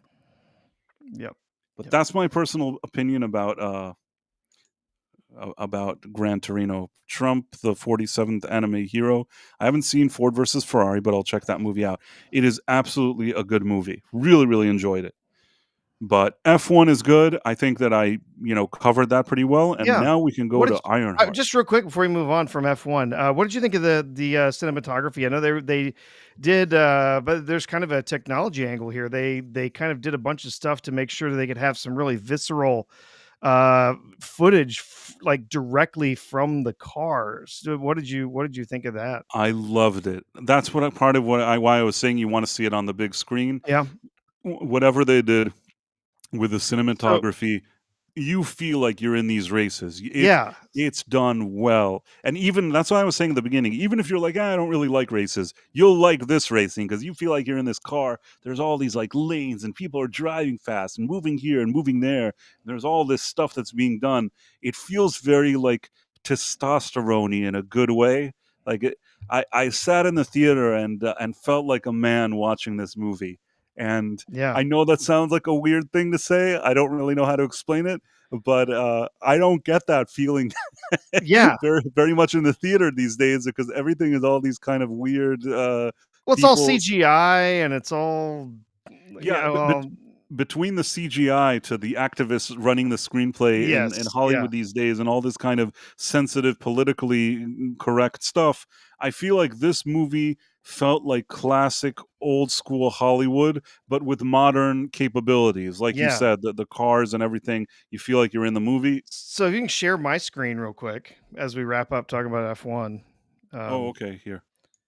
yeah, so I had actually seen some of this early on. This was actually this was part of Apple's presentation when they were doing their introducing some of their stuff at the Worldwide Developers Conference. They were talking about how they had to build new cameras because there are cameras that are available for broadcast, so they're made for broadcast television, but they're not particularly high quality in what they do, and they're meant to transmit everything wirelessly and whatever. And so Apple wanted to be able to create and records really visceral footage for this movie, and the director was down for this as well. So they wanted to be able to put cameras inside the with the driver, as well as really high quality cameras on the car. Problem is that these cars, like, every last gram of weight and how it's placed and distributed on the car matters. And so they had to go in and they actually used an iPhone as sort of the basis for this, and they produced these new camera modules specifically for the film that they could use. And so there's a mount. You can see it on here. There's a mount on the side of the car where these broadcast cameras would go. You can kind of see them here. It sort of snaps on there, and they rebuilt all of this tech based on an iPhone and the camera in the iPhone and all the stuff that it can do. And then then you could take that and you could just pull the footage right off of those cameras filmed in the highest quality that those cameras could record. And so they were able to get that really, really visceral, like you're in the car type of footage. It felt that way. By It felt designing that way. these new cameras. It's pretty slick. Pretty It slick stuff. absolutely felt that way. Yeah. I think that the visual aspect is very important, and again, why I watched it in the theater. The only comment if I had to make is like maybe the first 10, 15 minutes, 20 minutes, it goes so much by the numbers that you could just kind of like not take it as seriously as you may want to. But really, once the movie kicks gear, once he arrives and things start moving and there's races and stuff, I feel like you're in it. You're in the movie, and Yeah. that's it. And from that moment, I didn't even notice that the time was going by. I was just sitting there enjoying my movie. I don't know. Maybe some people will be like, I don't want to look like I'm on the racetrack and driving fast cars. And that's fine if you don't like it. But I like it. And I thought it was good. And I think that Brad Pitt was good. I also think Damson Idris, the guy that I was telling you about, I think that Yeah. he also did a good job. Javier Bardem, I will say this. I think that in recent years, sometimes Javier Bardem has very stupid things to say when he's off camera. But I will also acknowledge that the guy is not a bad actor, especially if it's a movie that he actually wants to be in. Because like in The Little Mermaid, I don't think his performance was good there, but it looks like on his face he's concerned that he's even in that movie throughout that movie. But in this case, he actually gave a good performance, even though I don't prefer the guy and his antics and whatever he says outside of it. He is a decent actor. So just pointing that out. Mhm. And Carrie Condon, which is like she was in Better Call Saul.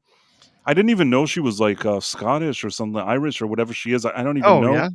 because like in Better Call Saul, she has an American accent, but here she kind of sounds like she's more either Scottish or Irish or something. I can't really tell. She's not 100%. She's something from from the UK. You know what I mean? Yeah. Let's see. Anyhow, Istophobos F1 is better than F4. Yeah, I have a feeling that that will be the case. I actually hope that people go see this movie. If nothing else, when Hollywood makes an effort to make a movie that's not crap, you kind of hope that people will go and support it. The Apple thing kind of worries me because when people hear that, they think, oh, it's going to be on Apple Plus in 5 minutes. Honestly, this movie is much better than being on Apple Plus. Nothing personal. I don't know if Apple Plus has good movies or not, but this feels like something like a theater movie. I Yeah. hope it makes a few dollars personally. Yeah, they've honestly, I think they've their releases have been middling, right? Some of them have been pretty decent. Some of them have been awful. Argyle. Okay, Argyle was one that was made in partnership with Apple, and it was a theatrical disaster. So, and with good reason. If anyone has seen Argyle, that movie was atrocious. So yeah, I do hope it does well. Oh, by the way, Carrie Condon is Irish, and Oh, anytime I see her, I do not think about Better Call Saul. I think about the series Rome. Did you ever watch Rome I think I watched it back in once. the It's day? something very back in the day. Yes, I Yeah, remember something. It's an just incredible series. Love that series.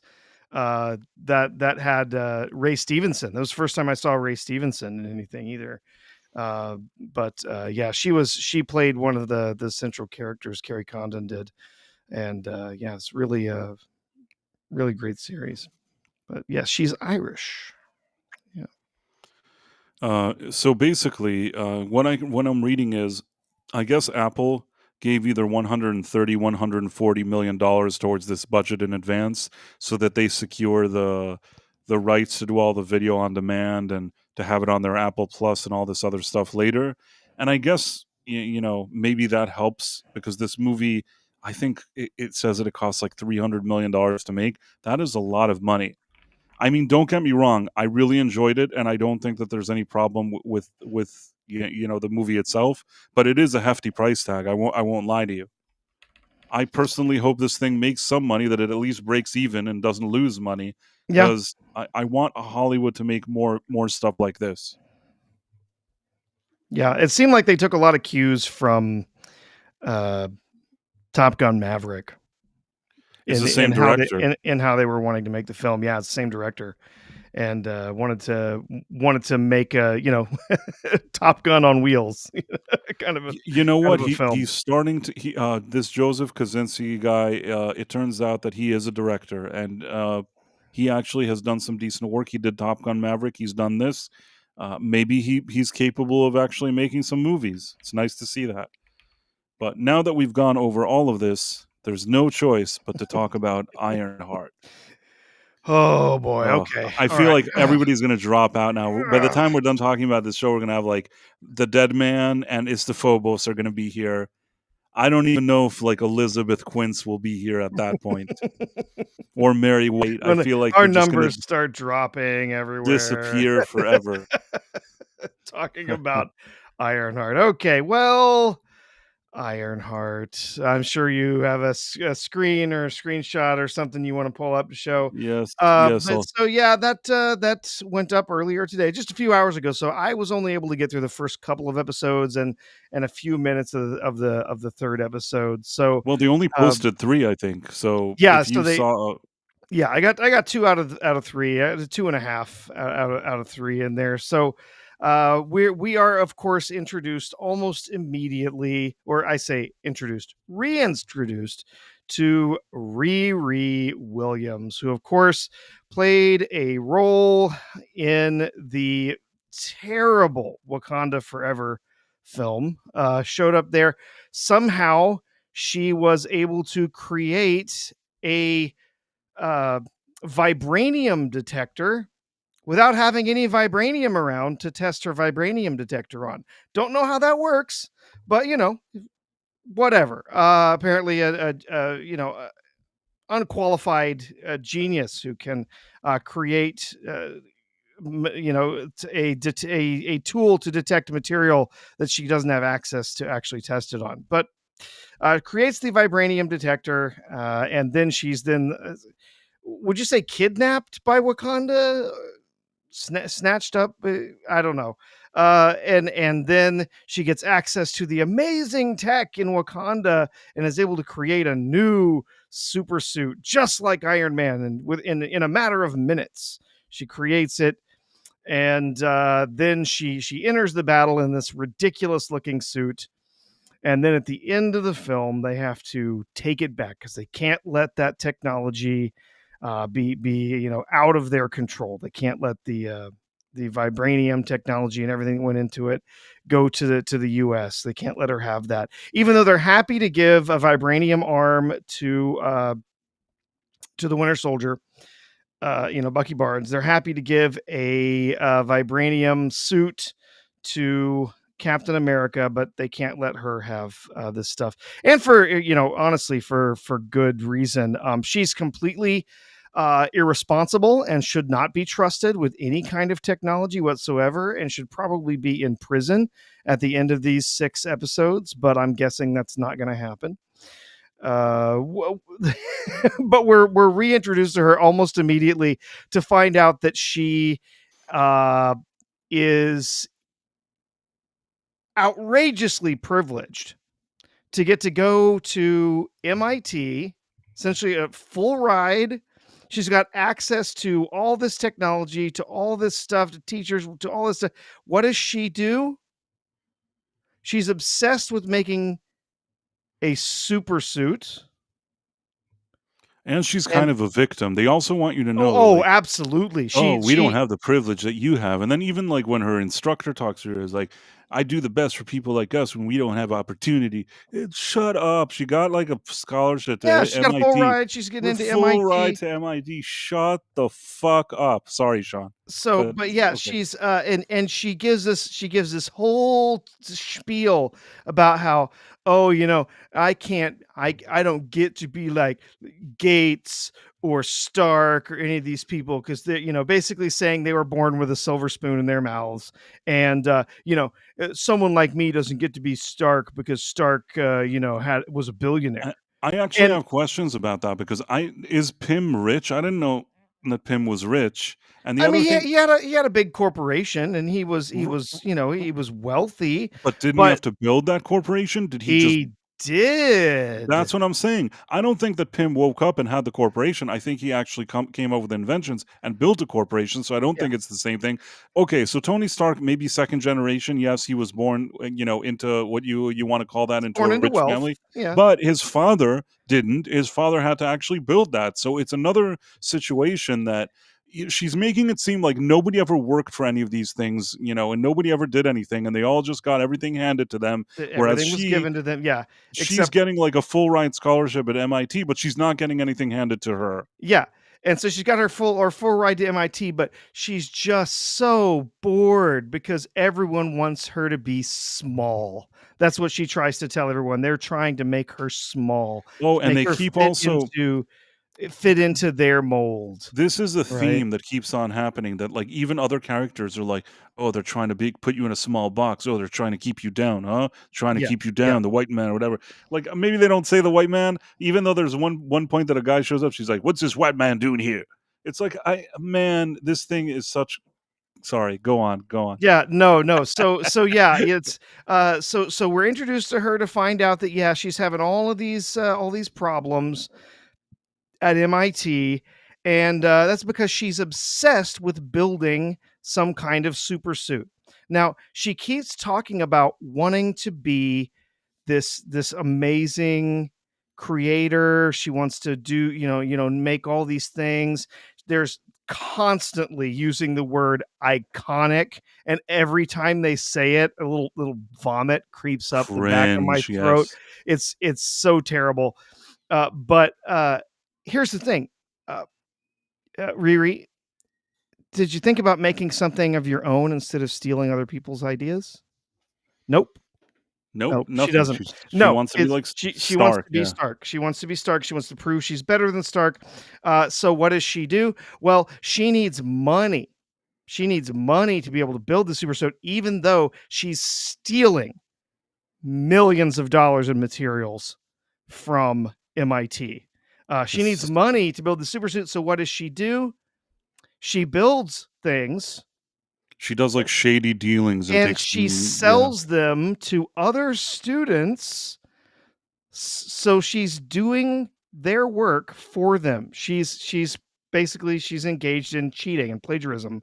Doing other students' projects for them and then being paid off for that. So she's a cheat.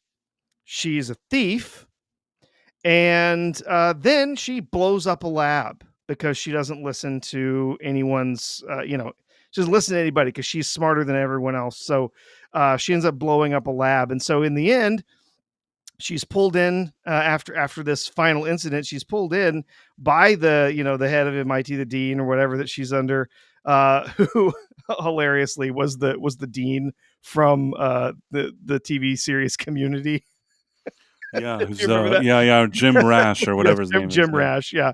So, but then also pulled in by, an advisor or somebody. I'm not sure exactly what her role was, but essentially, a black woman who's, saying like basically tells her exactly what she should be told. Shut the hell up. You have an outrageous amount of privilege being brought here and being given this opportunity and all of this stuff. And I'm out here doing my very best to make sure that people like you, gifted, young, black women, are getting an opportunity, and you are screwing it up, and you have done all these unethical things. So guess what? you're gone. You're out of MIT. We can't keep you here. Well, at least it was the first time in the MCU in the past 7 years that there's been like accountability for Yeah, that somebody's poor someone was actions. actually. I'll give the show that for the first time ever. In any other case, nobody would say anything. I think that in Wakanda Forever, they basically caused some police cars to blow up, and nobody Yeah, ever said yeah, anything. If you yeah, remember that, yeah. They attacked the police. Yeah, and no accountability whatsoever. I, So yeah, then of course she's kicked out of MIT. So what does she do? Well, they say, well, I've got to go back to the lab or whatever to get my stuff. By the way, they would never do that. That's not how these situations work.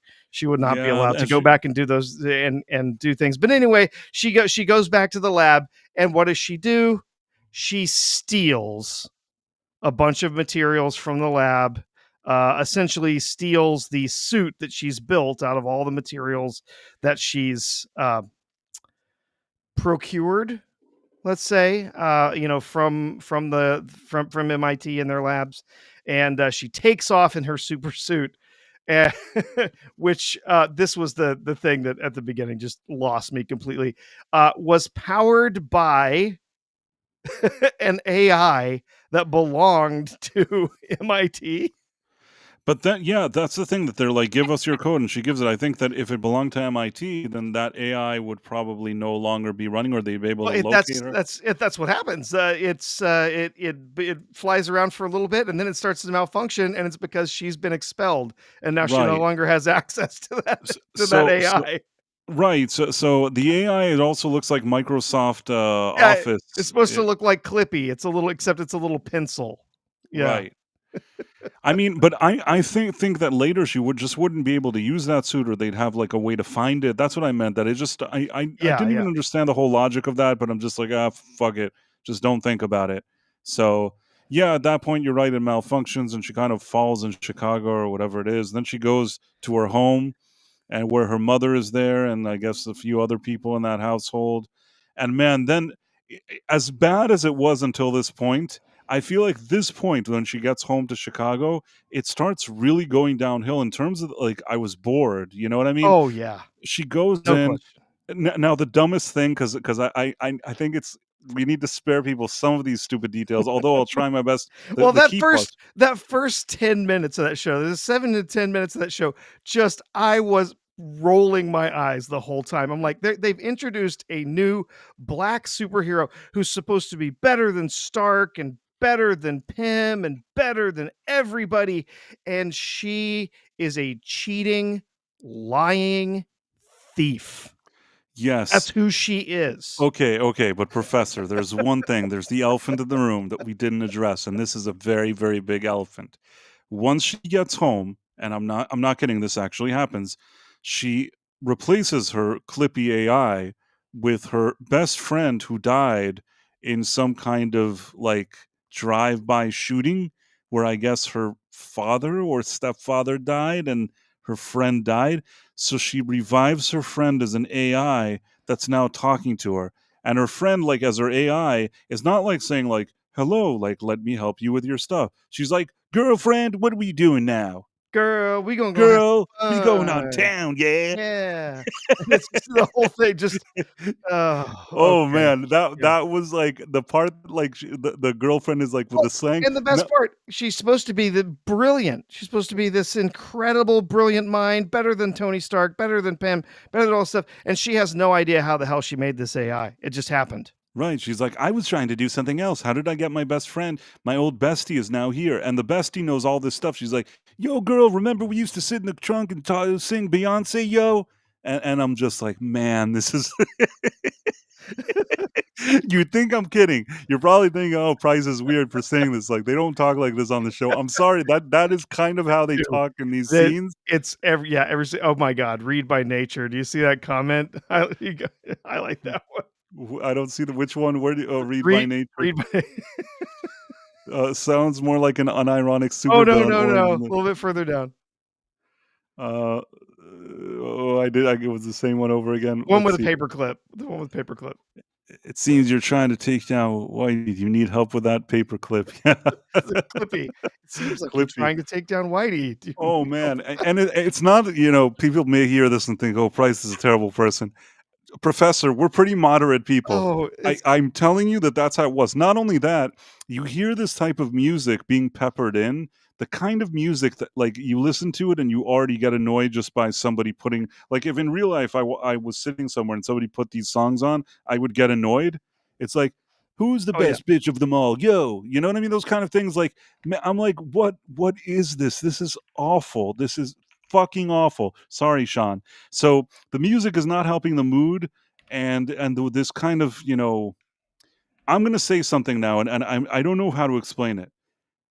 Perhaps they could have cast a black girl and make her a black character, but not gone for that trope that she's like street yo. You know what I mean? Oh, yeah, yeah. They didn't have to do that. They're just like, this to me is the problem with all of their politically correct woke whatever. It could have been just this honor student at this university trying to make something. Maybe she discovers something. Maybe she's involved in making something, and at the end maybe she doesn't steal from people, but maybe there's like a prototype, and she ends up taking it for a ride, and she wants to do some mission with it. There was stuff that you could do that makes this character a lot more likable or appealing or whatever. The fact that they hired a black woman does not mean she has to act like she's very urban. The fact that they do this, to me, in my opinion, that's actually discrimination. If everybody's equal and when we're looking to sort of like, you know, be more organic, why is a woman who's like at the top of the smart whatever on MIT getting a full ride scholarship? I don't think she'd be all like, Mrs. Urban. Do you get what I Yeah. mean? Like, Oh, yeah. there are urban ladies. If you made a movie about like a neighborhood that maybe is poor, or there has like, certain people in it that would fit that locale, I would understand. The girl that goes to be like, Mrs. Smarty Pants, like the top of MIT, like full scholarship, that doesn't seem like the candidate for me. Do you get what I'm saying? I know what you mean. Yeah, and she's supposed to be this engineering genius too, and it's so much of it is just silly, the way that they play it out. But they could have even gone a different direction with the whole like her getting her suit thing, right? This could have been something. She's at MIT. She's at MIT. She's got an advisor. The advisor maybe has a grudge against her or something, and she's built this suit. And then her advisor, hell, I've seen this happen. I know this happens. The advisor sweeps in and basically says, "Well, screw you. That's your research, the stuff that you made. That's mine now." Right? And Right. yeah, and screw you. Your project is done. This research is all mine now, and you're screwed. I've seen that happen. Science with just simple scientific research. You have a you have some person with their own set of motivations that comes in, says, screw you, that suits mine now, you're out of here, whatever. And then now she could be justified in saying, Right. no, you're not, you can't take that from me, this is mine. And so Or she steals it, but in stealing it, she's justified in doing that because that was her work, that was something that she did. No, here she's doing all sorts of like cheating and doing all sorts of stuff when she takes this. here's There's another. so many other ways they could have done this that it would have been way more convincing. Here's how I would have done it. First of all, this lady doesn't talk like she's like, a rapper or whatever it is. Wouldn't do any of that. She's the top of her class at MIT. Why don't you show some respect to the fact that there's a student that actually worked supposedly hard to get to that? Focus on that.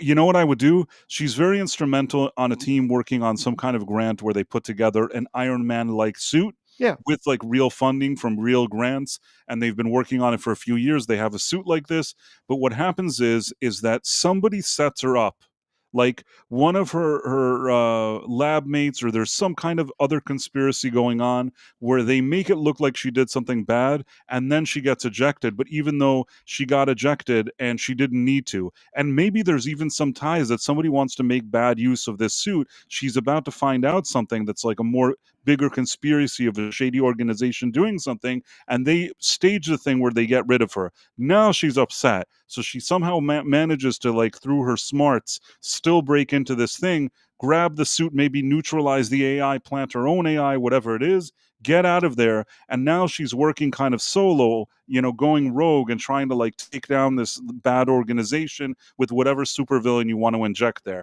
I'm not saying that it's rocket science or anything like super original, but I think that a character like that, you would have been more inclined to like her, because you're like showing she's like a decent person, she's doing good things, and like, somebody's trying to like, do something bad to her, so automatically she's the underdog, you're on her end, and you don't need any of this, they're trying to put people like you in a box, ain't they? I don't need any of that, you know what I mean? Shut the fuck up. I don't need any of that. Just make the character likable because it's a likable character, you know what I mean?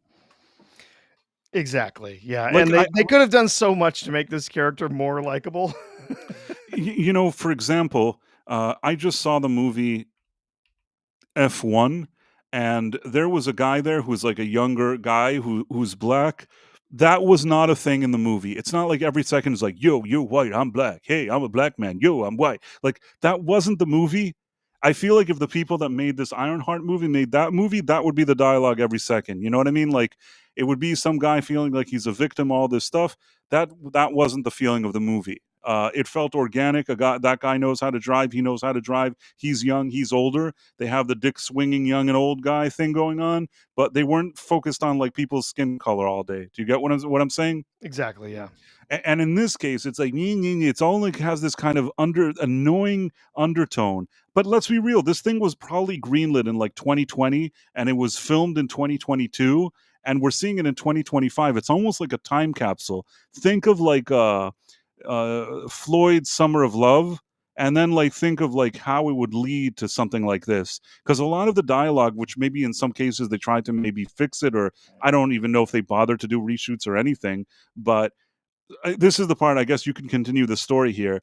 In her new place here, she joins a gang, right? Yeah, the remainder of the first episode is all about well, first of all, it's about her showing back up at her home, and kind of reconnecting with her community and some of the people that she knew there, and kind of re-experiencing the trauma of losing her friend and losing her stepdad and whatever.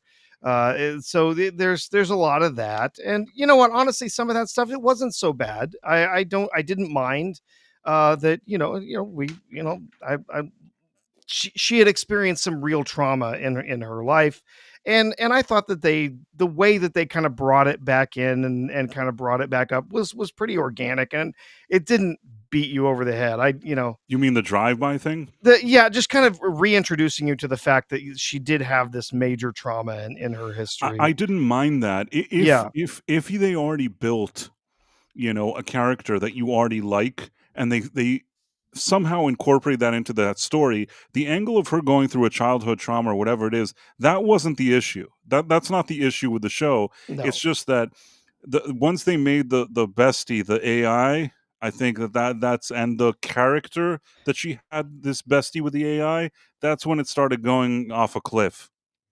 Yeah, they have to reintroduce you to her little community that she's got there in Chicago, and yes, then she gets recruited by this guy that she meets up with, saying, "Hey, you're a big deal, why would you be here? Why would you be back here? Well, I've if you're looking for a gig, I've got something for you," and kind of slips her a card and tells her to show up at this place. And so then we've actually seen, this was a scene that was leaked a while back. I don't remember if it was something that was leaked or if Disney showed it, but it was her being trapped in an elevator, right? Yeah, Where that happened on the show too. They're testing her, right? Yes, Yeah, I yes. think that was a scene that got shown a while back promotionally, I think. It was bad when they leaked it, and it was bad on this show bad as well. when you saw, Yes. yeah. The incredible 90-pound girl who can rip a steel bar off a wall and lift a huge heavy cargo elevator door over her head. Yeah, and I'm sorry, I'm going to say something. I'm going to say something that's going to be controversial. That guy, that sort of badass, like, criminal guy with his like associates, Yeah. I highly doubt that like the drag queen lady that's sort of man, they, Oh them yeah. would be a part of that crew. Now you can say you're a terrible person, and I understand that. I just don't think I don't see this thing like gelling. You know what I mean? Yeah, I yeah. don't see them saying like, "Hey, we need to build a crew. Get me a drag queen." And I'll say this: the guy that plays like the Hood or whatever it is, Anthony Ramos, he's a decent actor. He's not a bad actor, Anthony Ramos. He's a character actor. I've seen him in a few movies. I don't think he's a bad actor. I think that I can buy him as this sort of like you know street like criminal type of guy that they're trying to go for. I don't believe that like as one of his top people he'd bring that drag queen. That kind of gives a feeling like a Disney strange Disney vibe in the middle of it all. Yeah. And Do you get what I'm trying to say? And yes, I do. Yeah. I understand that drag queens could be criminals, but man, I don't know what to tell you. Yeah. Well, in this in particular, first of all, the character's name is Slug, which is hilarious. Uh, I'm sure that was the drag queen name that they performed under, Slug. But then, as I laughably mentioned before, the drag queen is the hacker, right? That's Yes. the hacker character who can hack into anything, but has enormously long fingernails. Well, it is they them is a Yeah, drag queen, so of yes, course they have like Cynthia Erivo nails. insanely long fingernails. Uh, I'm sorry, nobody is going to be a top tier hacker with fingernails that long. You can't type effectively with fingernails that long. It's ridiculous. No, you So, can't. and in fact, you can even hear in the scenes there's like clicking noises from It's the nails banging against the keyboard as you see as you see it's him embarrassing. they trying to type with their fingers out almost perfectly straight. It's It's awful. it's terrible. There's no way. Doesn't work. And I honestly I will say it like I don't know how to dance around this subject. People that are these kind of criminals, like the guy that's like in charge of this group, they're not generally very receptive to that thing, to that Yeah, yeah. situation. It's like it's not a matter of like, oh, like what are you like in real life? It doesn't matter. I'm saying like this is like a criminal gang.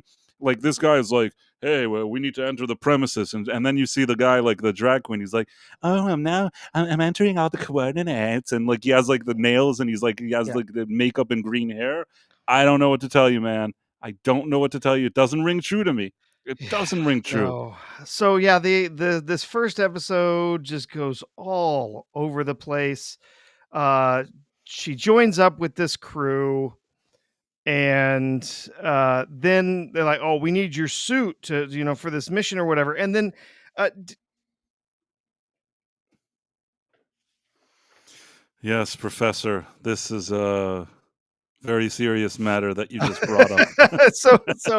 yeah, 2 hours. 2 hours 10 minutes. Yeah, out she goes. You're going to drop any second, Price. Any second now. But so they have this first there it goes. The first little mission that they go on, and Price is back. Here we are. So the first little mission that they have, the first little heist that they're planning.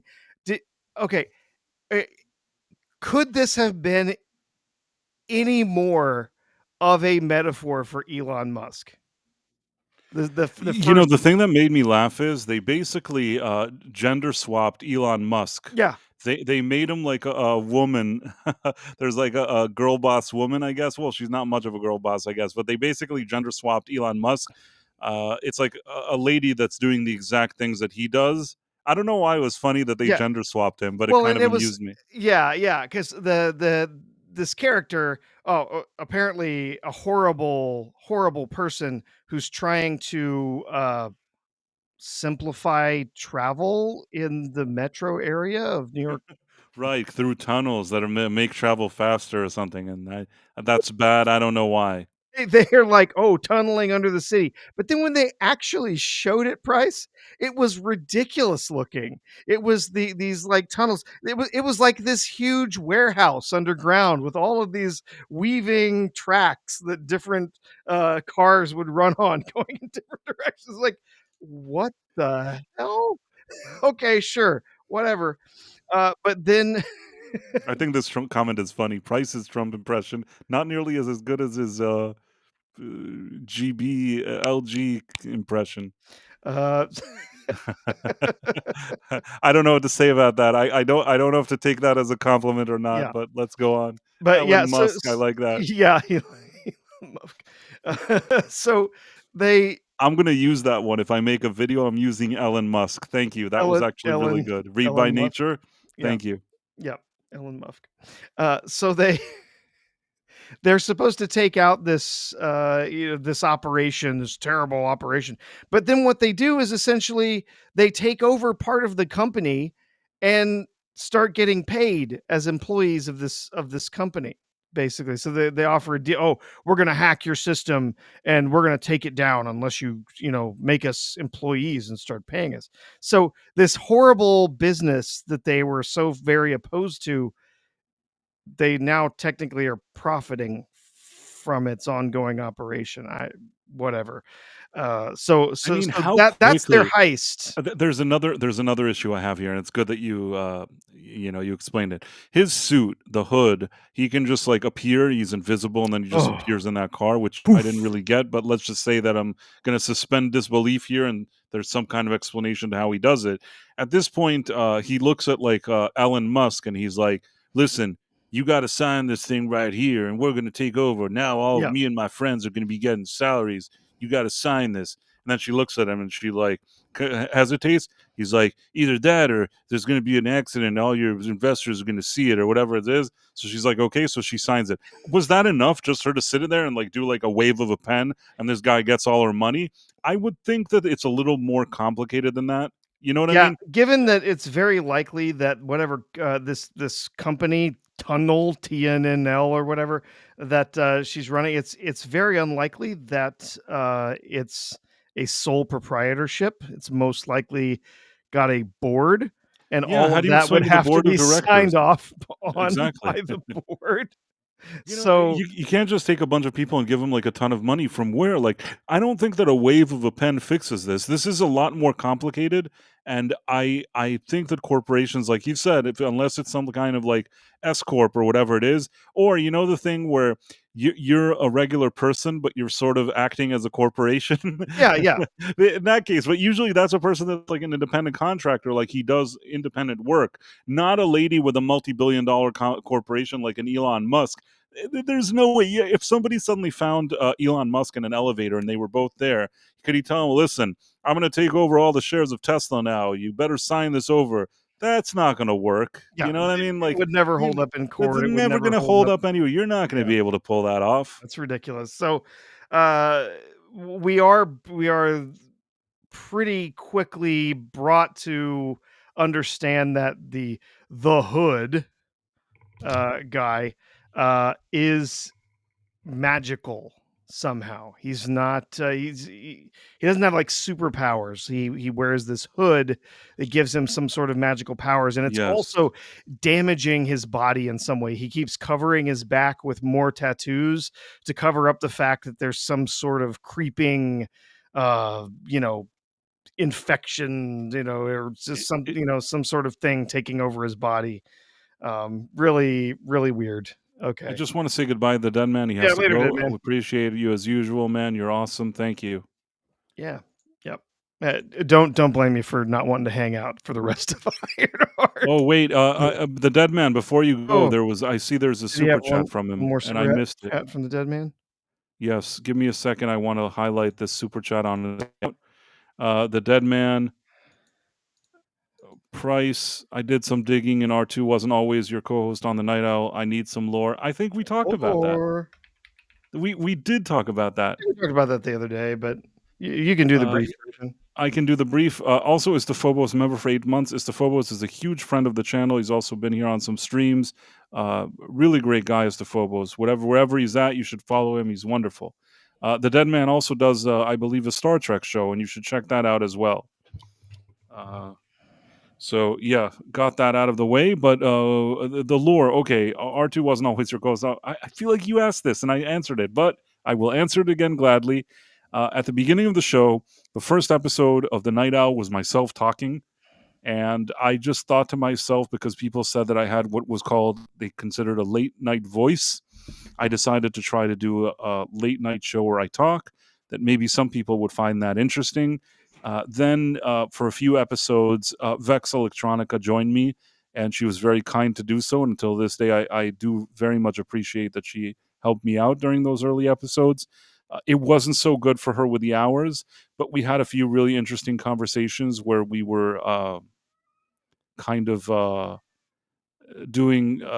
We were in. I don't know how to explain this, but we were in an elevated mood and speaking about a lot of strange things, and we did a few of that. And then Dred Roberts, a guy who is a friend of mine, I invited him to join me, and at the time, during nights, he had some time, and we did some good stuff, and we talked about a lot of things. And Dred is a really nice guy. He then had some family stuff that he had to attend to, and he moved, and there were different time zones and things like that. And he kind of also stepped away, at least from some of his online presence. And like I always said, Dred is a great guy. I really enjoyed working with him, and I will always appreciate that he hung out in the nights that he could, and especially in those early days. At that point, though, Professor, who I'd also known from Mr. Brown's Alliance, it's another channel that we appear on streams there. There were some times where I just, I kind of already knew him, and he joined me for a few streams. Same with Sean, who used to appear more but now works nights, so it's more difficult for him. And even then, I think that me and the Professor became sort of the staples, or whatever you want to call it. And we've been doing it for a while. And I think that the show hopefully has sort of found its footing now, for a while now with the Professor and I.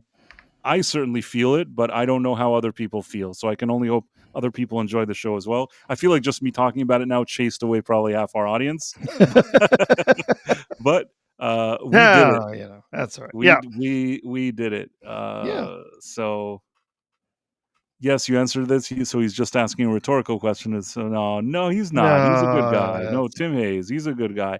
The Dead Man is a friend of mine, and I appreciate the Dead Man, and I hope he heard me talking about it. I feel like he posted and ran away. He probably didn't even hear it. No, Dead Man said, "Sorry, Price, forgot about that." That's fine. Don't worry about it. No, it's okay. Don't ever apologize, man. It's totally cool. Your super worries. chat. It's your super chat, and you'd have nothing to apologize for. And then back to our. We wrapped up the end of the first episode with finding out that apparently the Hood can shoot bullets. That he can what was that movie where you could do gun fu and you could bend bullets and stuff? It was a terrible Not the Matrix. Movie. No. There was it was made off of a comic book, but I think to have Angelina Jolie in it. Yeah, there's guys that could bend. They could shoot guns. Wanted. Do it just right. Wanted was that the one with James McAvoy? Yeah, and Angelina Jolie.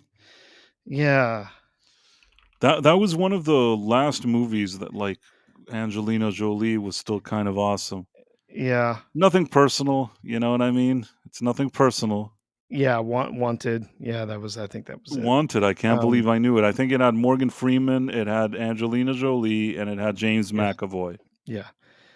And Adam Gray. They tried to figure out if they could bend the bullets and make them shoot around corners and stuff, which is ridiculous. Doesn't work. But anyway, So back to this thing. They were bending bullets. Yeah, he can magically control bullets, and he shoots a cop. So definitely on the right side of the law. These guys shoots a cop, doesn't kill him. But shoots a cop, and so and then we also her AI friend, who's helping run her suit, has a freak out when she sees a cop with a gun.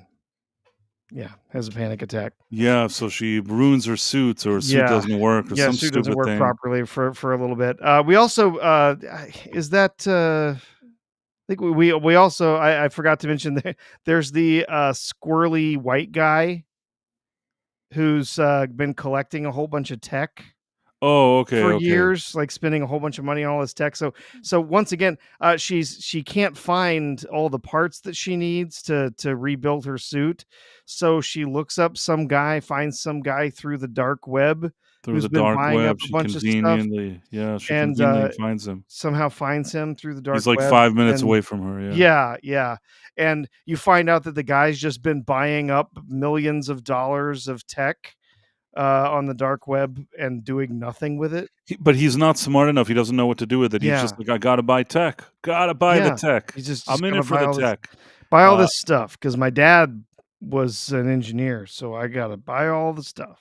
by the way, did you reach the part that there was the twist with this guy? So, I in the second episode. In the 3rd Wait. episode, there's a twist with the guy, did you reach there? Oh, no, I did not in the third Okay, okay, I episode, won't no. ruin it. Okay, First of all, okay. so this guy is Oh, now no, oh, no, I don't want this show ruined for me, Price. No, no, Please, it's a whatever dumb you twist. do. Nobody cares. Nobody cares. But let me tell you this. So first of all, she needs his stuff, and she's like, "I need you to give me this. I need you to give me that." And or I'm calling the FBI, and it's like, "Okay, fine, take all the stuff." But then after she's like, "You got to stand up for what's yours. You can't let people push you around, yo." And then like she runs away with the suit, and then he starts becoming like more assertive thanks to her. He was like a complete beta, but since she told him that he shouldn't be such a beta, he suddenly started thinking to himself, maybe I don't need to be such a beta. Because like until today, nobody's ever told him that. And then at this point, she's now running with this other gang, and they're doing like whatever shady stuff. And this guy comes to her home, and the her mother is like, "Who this white man at my door, and why is he 36 years old?" And she's like, "Oh, we just colleagues." And then they're like, "Colleagues? I thought what you did was confidential." She's like, "It was." I don't know, some nonsense. And then Yeah, like yeah. he's like, "Listen, you got to be at my place tomorrow. I want to work on this, do this stuff. Now I have so many creations I want to create." It's like, dude, for 36 years you were just a bum and you were collecting weird shit, and now you suddenly want to build shit.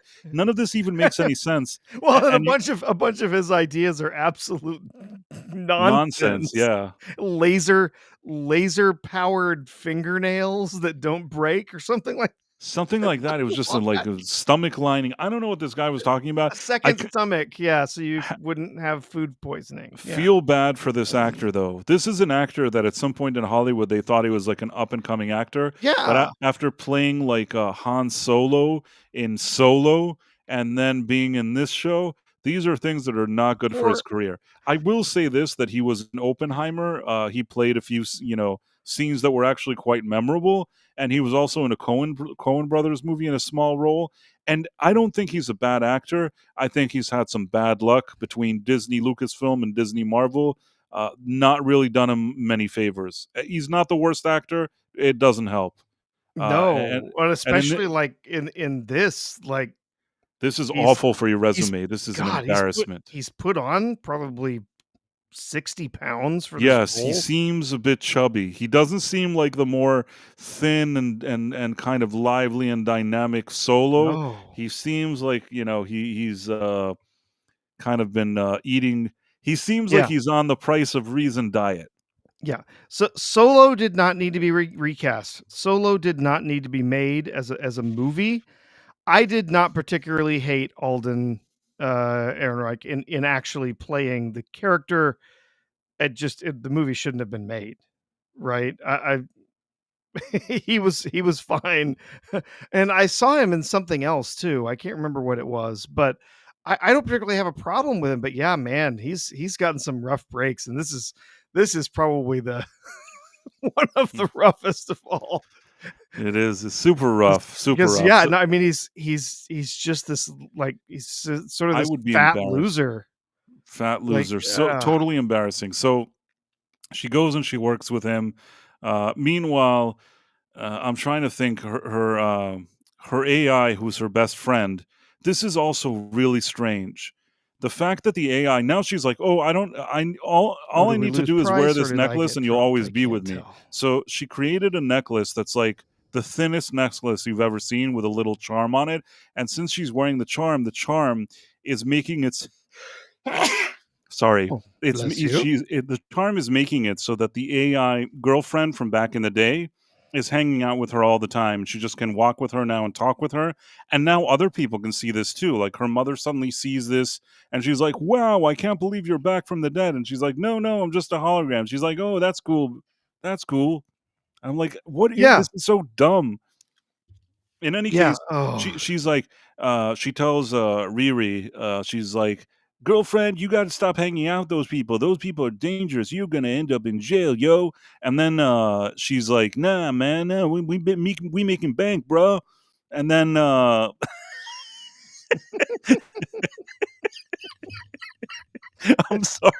I'm sorry. That's I can't. I don't know what to tell you. That's how it's that's what I think they're saying. all the talk is exactly like that. It's It sounds stupid when I say it, but I promise you that if you watch the show, I'm not far off from how they're saying it. yeah, It sounds uncomfortable hearing me say it, but that doesn't mean they're not saying it. Do you understand what I'm saying, Professor? yeah.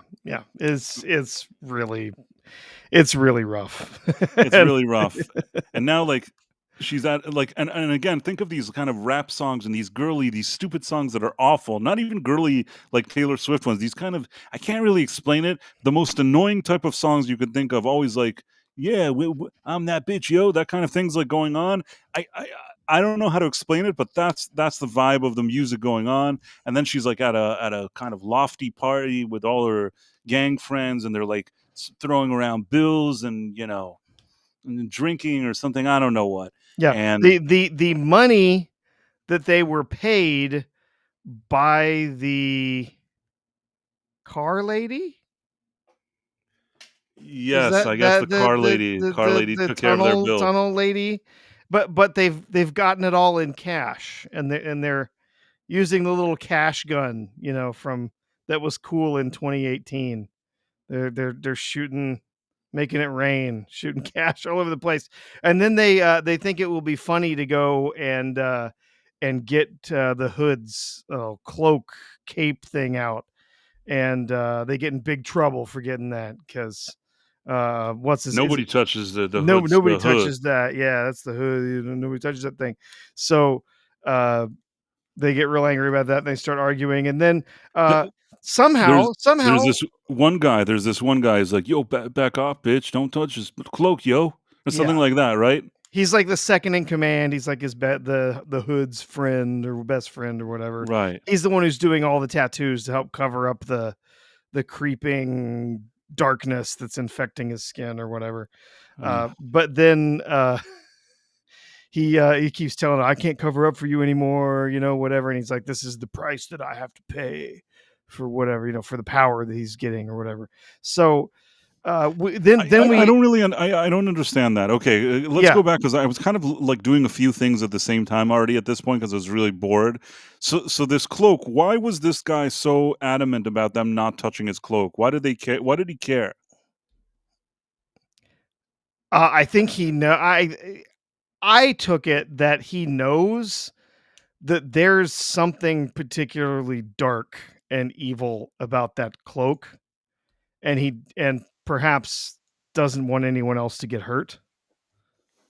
Uh, Oh, so I, basically, I guess once you touch that cloak, you become a slave to it. And maybe he was trying to make it so the girl, basically, he looked like he was an asshole, but he was trying to actually but help he the might girl. actually been trying to protect her from something happening because I'm assuming. I mean, we've already heard some of the rumors that basically we're going to get uh, oh, what's his name? Like the devil basically is going to be the end boss in this, right? That he got this cloak from Mephistopheles or Mephisto is his name, in the comics. This cloak is likely very evil. It's got some sort of evil vibe to it, and that's what's infecting the Hood's skin. And so I think he kind of made out like an asshole, but I think he was actually like, don't touch that, don't put that on, like it's gonna take you too, right? It's Right. but he can't tell them that. He can't tell them, It's a secret. It's a that big yeah, secret, I because he's guess. got to Yeah. keep it a secret. But no, then kind of to wrap up that second episode, we get this chat where um Riri basically walks in to talk to the Hood and is like, "Are we the bad guys?" Like, oh, I mean, it's almost exactly that meme, but Right. I mean, she goes into, I can't be involved in like doing like bad stuff. I don't you want to just shot a do bad cop like stuff. 5 minutes ago. You know what I mean? Like, what are you talking about? There was a cop came and you like shot him. How did you think you may be the good guys in a situation where a cop was shot?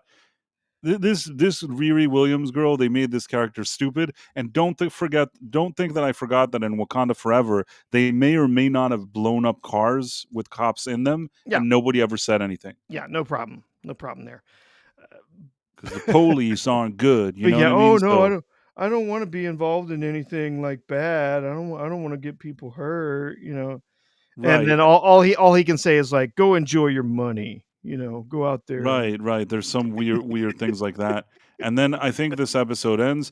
Then the third episode, uh, I did watch. I think I watched a big portion of it, but yeah, I got through probably the first 20 minutes of it, I think. But yeah, if you can give me, because I'm gonna be honest with you, at this point I was already preparing for our show. I was thinking and kind of, I had it on. I was looking at it like from an angle. I got the main beats, but I was already kind of starting to focus on us starting our stream. Tell me what you got out of it, and I'll tell you what I got. oh, honestly, I don't remember that much I from don't either. the That's the thing beginning that of I'm that episode. trying to. I Not did much watch happened. most of it, Is and I that can't. they went? Was that in the end of the second episode that they went to the garage, or was that the start of the third I episode? don't know. There's something where she comes and she gives like this guy that I guess was either the brother or he was somehow connected to the bestie that died, and she's like, uh, here because I think the hood guy told her at least take the money and try to do good things with it. So one of Yeah, the good things that she did is she buys like headphones that are super fancy. She goes to the guy in the garage and she's like, hey, yo, here's some some fancy headphones, yo. And then he's like, nah, I can't use this.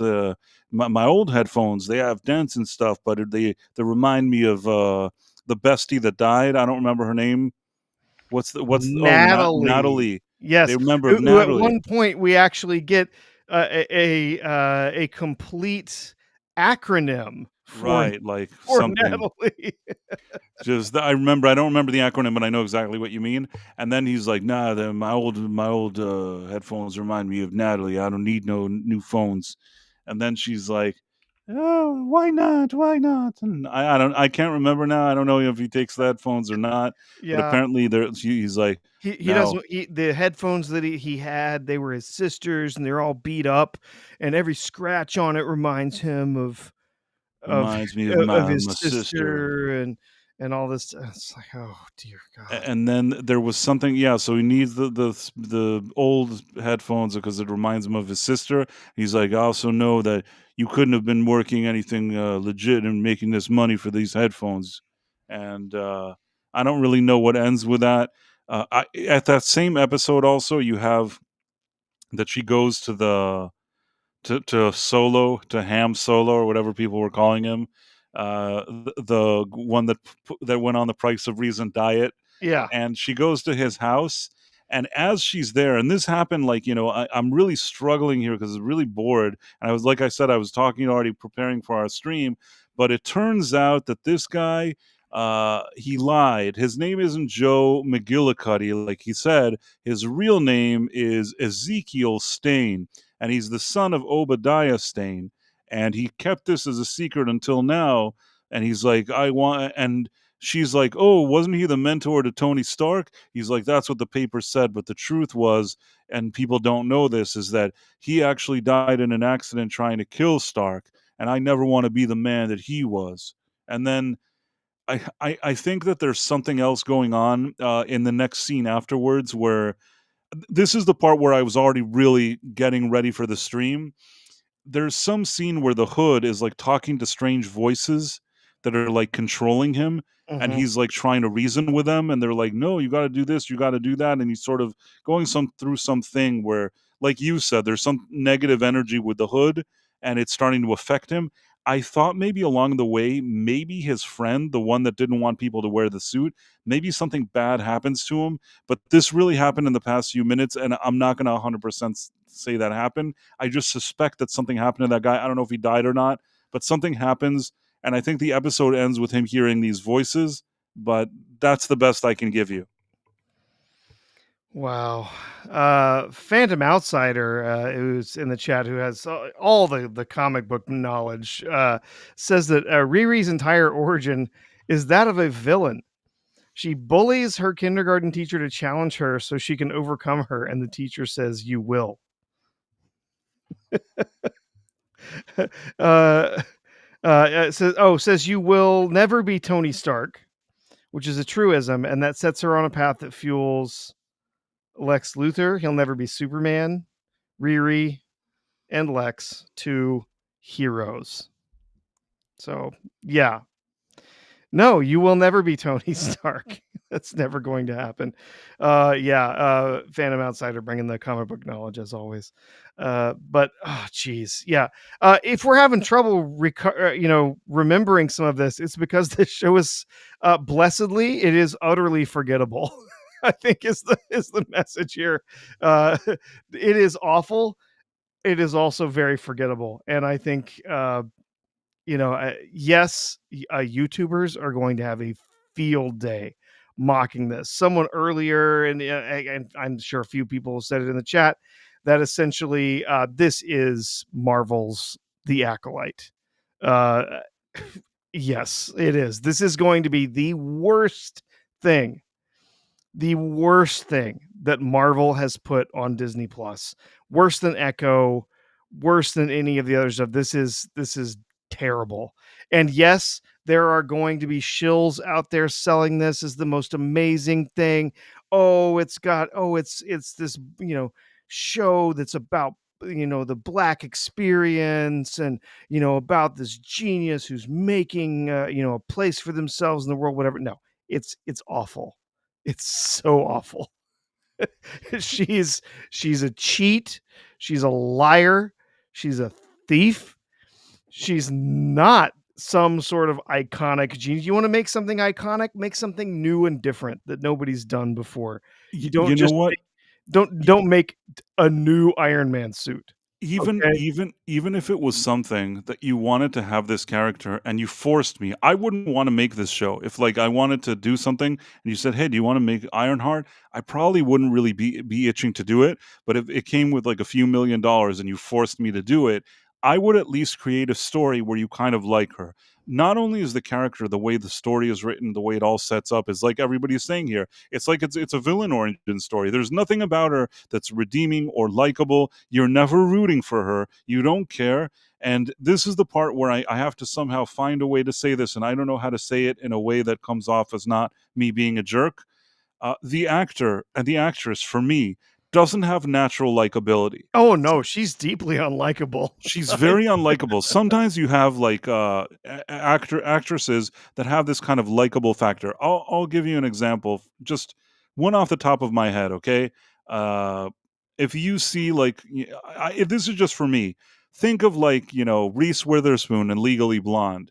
You may like Reese Witherspoon, you may not. There's a likability factor about her performance and her overall on-screen presence that even though it's kind of a dumb movie and one that like doesn't even not one that I would generally look to watch, I actually think she gives a good performance there. And I think part of the reason why the movie is something that like I didn't suffer watching is because there's something likable about her. That's just something that I was thinking. You know what I mean?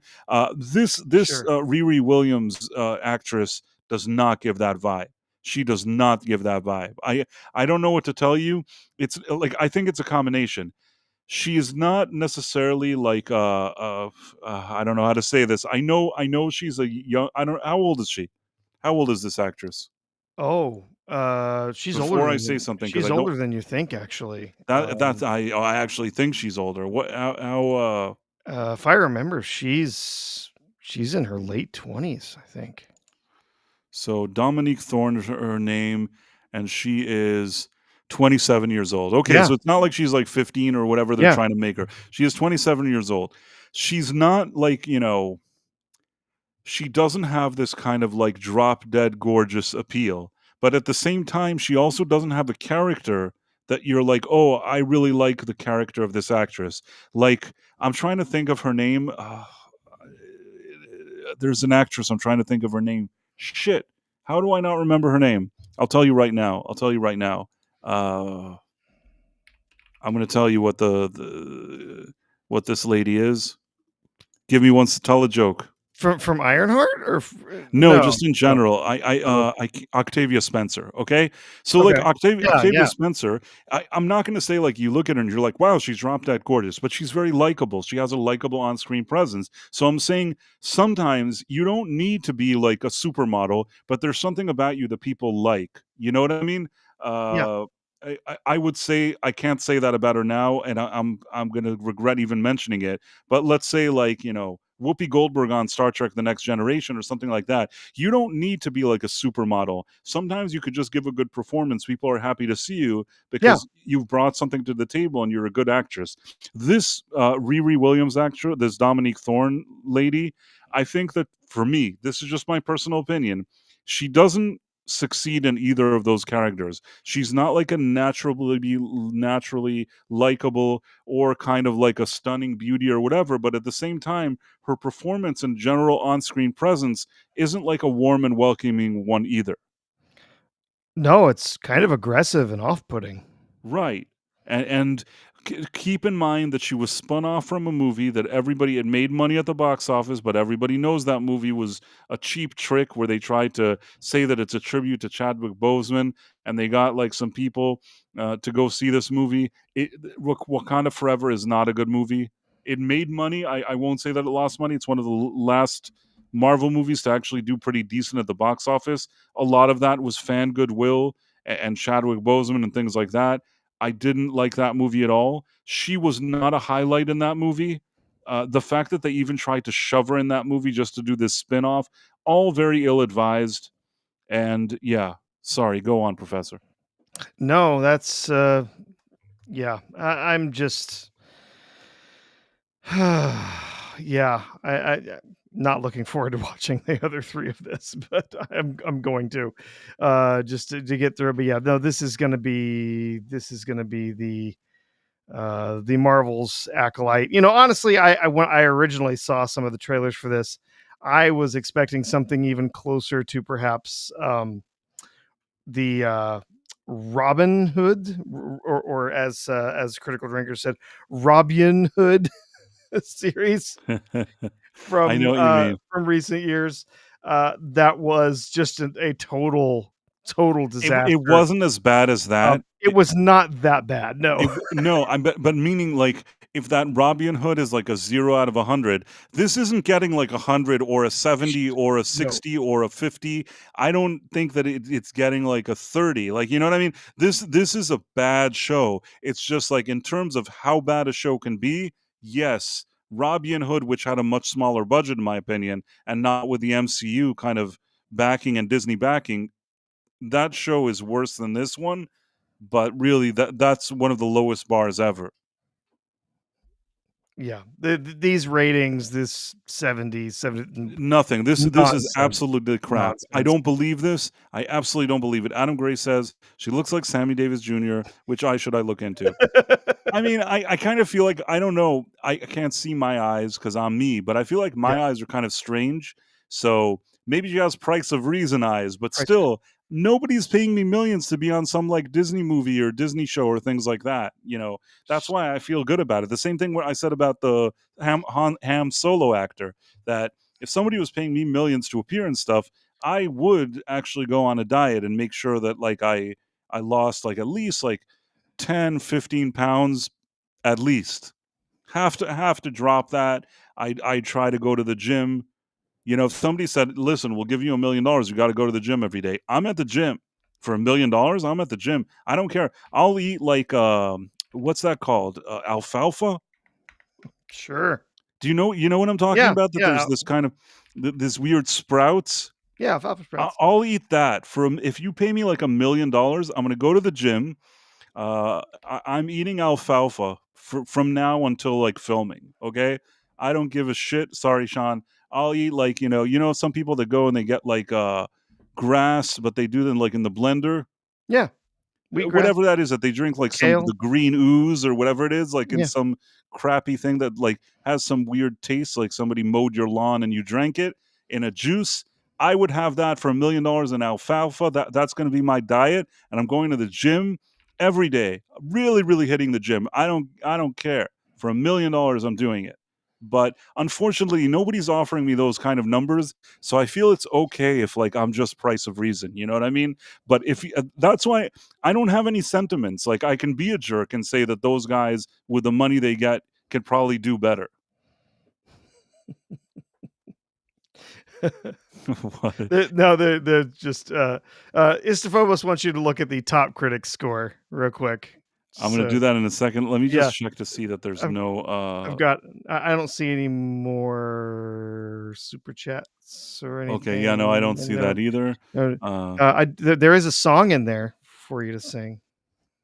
okay, hold on. Top Top critics. critics, yeah, Oh wow, 45. Somebody didn't yeah. get their check, I guess, in the mail. Just wait until tomorrow. You know what? I think that maybe some of their usual shows knew this was so bad that they just probably didn't even review it. See, a lot of times what they do is in situations like this, if they think they're not being like supportive of diversity or whatever they claim to be doing, they just don't write the review because they're just like, well, maybe if I don't say anything, then I won't be accountable for this doing well or not. Yeah. And well, and and then you get the reviews from viewers that are higher because a lot of people have just checked out. They're not even going to bother watching it, They're not even saying how many people are here. much They're less just posting a review. They So, just told you what the audience score is. They're not saying any grades. They're not saying like this is so little information. I'm curious now. Now I want to see where are the reviews. I want to read them. yeah, there's not any. Okay, let's go. Let's Um, go here. Maybe season one. They're very optimistic if they yeah, think they're gonna sometimes have you more have to. seasons of this. Yeah. Okay, 250 ratings. So first of all, 250 easily like not nothing personal, easily like a manipulation of sorts. You know what I mean? 250 is nothing. Think that this is supposedly being viewed by millions of people. 250, those are the shills or people that I'm not going to say that I'm not going to say that it's doctored because I don't have the evidence. It's something that you guys can think about, and it's certainly something to consider, but I don't have any evidence of that. So, for the record, I didn't say that it was doctored, but you may be thinking that, and I'm okay with your thoughts. Yep. Let's see some of the I'm reactions from critics. I can tell you over on IMDb, which of course, it's just there's no critics over there at all. The IMDb rating, 868 reviews right now, 5.3. Even that's generous. Honestly, I think Yeah, that even that yeah. seems like on the higher end of what I would give this. That's Uh, that's with a whole that's 28.6% is shill reviews, giving solid tens, and then 48.6% all giving ones. I So I uh yeah. I want to look at some of these things. Matthew Jackson from Looper.com. You won't want to stop hanging out with Riri Williams, and that makes Ironheart one of the must-watch new series of the summer. Dude, I don't know. I don't think they're going to send you a check. I think you don't need to say stuff like that. Uh Ironheart's flawed narrative, awful exposition, poorly written characters, and disappointing action results in the MCU's worst series. I like the cut of this person's jib. There's nothing I can say. I actually don't know if it's the worst. I'm trying to think if there was something worse than this. It's certainly one of the lower ones, if Yeah. not the worst. It's got to be this or Echo. Okay, Echo Are is worse. the worst. We of course we still haven't seen the set of 3, so the Right. the next 3 episodes could be just Eh, appallingly bad. f- f- So far I think I hate this more than Echo, but Echo was also just incredibly stupid. I've almost forgotten everything that happened in that show. Echo was pretty bad, though. I'm not going to lie to you. Echo was really, really like it It was was. bad, It was and both of them are bad. It's like this would be a real showdown. But Well, I'll wait to see the other. if she calls on the power of her black ancestors to help her. That's the end of it. Yeah. I think that Echo with her calling the girl bosses from the past was like too much. That's just a step too far for me. Eric Goldman, the long delays had people wondering if the show was a disaster, but ultimately, Ironheart is fine. But it's rarely more than that until near the end when it brings in a pretty notable element from the comics. Wow, Eric. And you know what? See, now what they do is they let people from YouTube just post their reviews. Mhm. So Just- I'm curious. This guy who has this kind of credibility, where do I find it? How do I find his review? Full review. They give him in advance. Okay, so this guy has 1,260 subscribers. Now, for those who don't know, on my main YouTube channel, I have like 6,750. So I want to say, is it fair to say I have like 5 times what this guy has or something? yeah. So why is he the critic that they highlight? You know what I'm saying? Do you get Yep. what I'm trying to ask you here, Professor? I know what you mean. It's funny that sometimes I see that they're quote unquote approved YouTubers will always be ones that have a small amount of followers.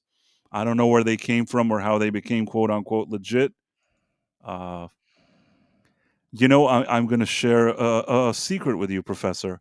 I once applied. There's a place where you can apply and tell them what a great YouTuber you are, and I did that, and I never heard from them. Would you believe that they never got back to me, even though I sent them links to my channel and did all that stuff, that they never actually got back to me? I'm so shocked. They may have looked at the kind of streams we do, although I don't even know if I gave them this channel. I think I gave the main one, and never heard from them. So I guess didn't leave much of an impression. But Eric Goldman is the type of he has the right takes. They like him. Then we have Daniel Solzman. Ironheart has the making of a solid Marvel series, though it's occasionally hindered by uneven episode runtimes. Very generous here. Ironheart is the compelling, grounded story that gives Riri Williams the introduction and in-depth character exploration she deserves. Really? The series as a whole balanced the whimsy and darkness of magic with the innovation of technology. Alan French from Fandom Wire. That's another kind of these shills, and that was Black Girl Nerds. Of course, she'll love it. You know what I mean? Not to be mean, but unfortunately, I didn't get like an objective thing here. Alan French. Ironheart carries over the aspect of what it means to be a human being in a world of superpowers. For all the cool things that come with power sets and tech, the importance of who wields it is as important as ever. 8 out of 10. Man. Mm-hmm. Chinnika Hodge and all the people involved in making Ironheart created a good show. Did they? I just don't feel like it's a great show. Dominique Thorne does great as its start. Does she? And Lyric Rock stands out throughout the series. Lyric Ross is the one as the AI bestie, but with its wasted use of Ramos's talents, I didn't see the full thing. The only thing I'll give the guy, I said it myself, I think that Anthony Ramos is a legitimately decent actor. You wouldn't know it from watching this show, but the guy that plays the Hood, that guy actually is a decent actor. It's just that, what can you do? I mean, he does the best with the role that he's given. Mm-hmm. And this person, with all the compliments, gave it a C+. Not exactly a ringing endorsement. The Black Girl Nerds gave it a 5 out of 5. I don't want to be mean. I'm just saying that I don't know if that deserved a 5 out of 5. Brittany Murphy says, at its core, Ironheart is a story about grief and how to navigate it. It's a story about community and how those closest to us can band together to make us something great.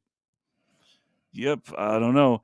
Nick Shager, a top critic, doesn't like it. Only coming alive in its final episode, which should have been its starting point rather than its cliffhangery conclusion, it's further evidence that the once mighty comic book brand has watered itself down with second-rate heroes and adventures. So, I guess one person actually told it like it was. It does take a few tries to build a better Ironheart, but whatever glitches we get are in service of the kind of origin story the MCU has been sorely missing. This is from Inverse. Oh. They always have some kind Yeah, of weird Inver agenda. I'm surprised that Inverse didn't, mention that they, the MCU finally featuring, drag queens and, Right, right. trans masculine non-binary characters, and whatnot, so Akron Beacon Journal, George M. Thomas. There's plenty of action in Ironheart, but the most interesting aspect of this miniseries, the final TV production in Phase 5 of the... I don't even know what phase we're in the MCU, is the relationship between Riri and a virtually reincarnated friend.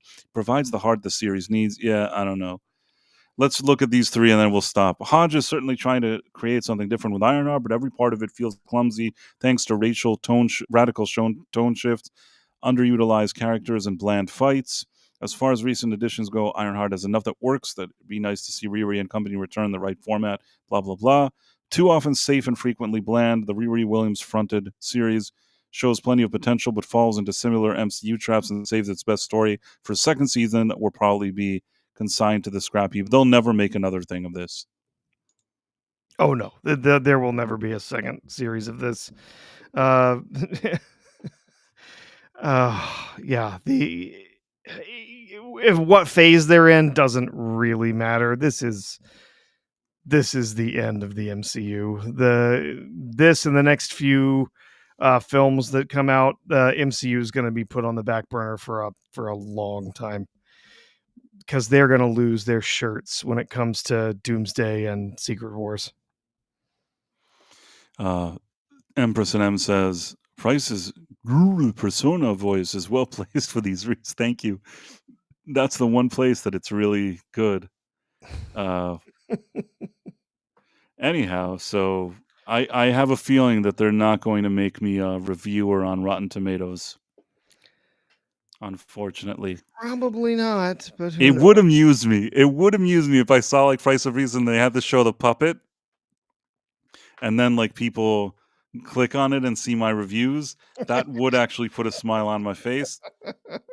When I wrote them the email, I knew that they're not going to accept me. You know what I mean? It's not like I did it almost just like I wondered what would happen if I sent it, if they would send a response, and to date they never responded. And mind you, this was a long time ago. Yep. Because I'll tell you what, there's certain criteria that theoretically, I think that I was able to show certain criteria that would have matched, in theory, things that they want to do. But unfortunately, they, you understand what I'm trying to say. Yep. I'm not Rotten Tomatoes material.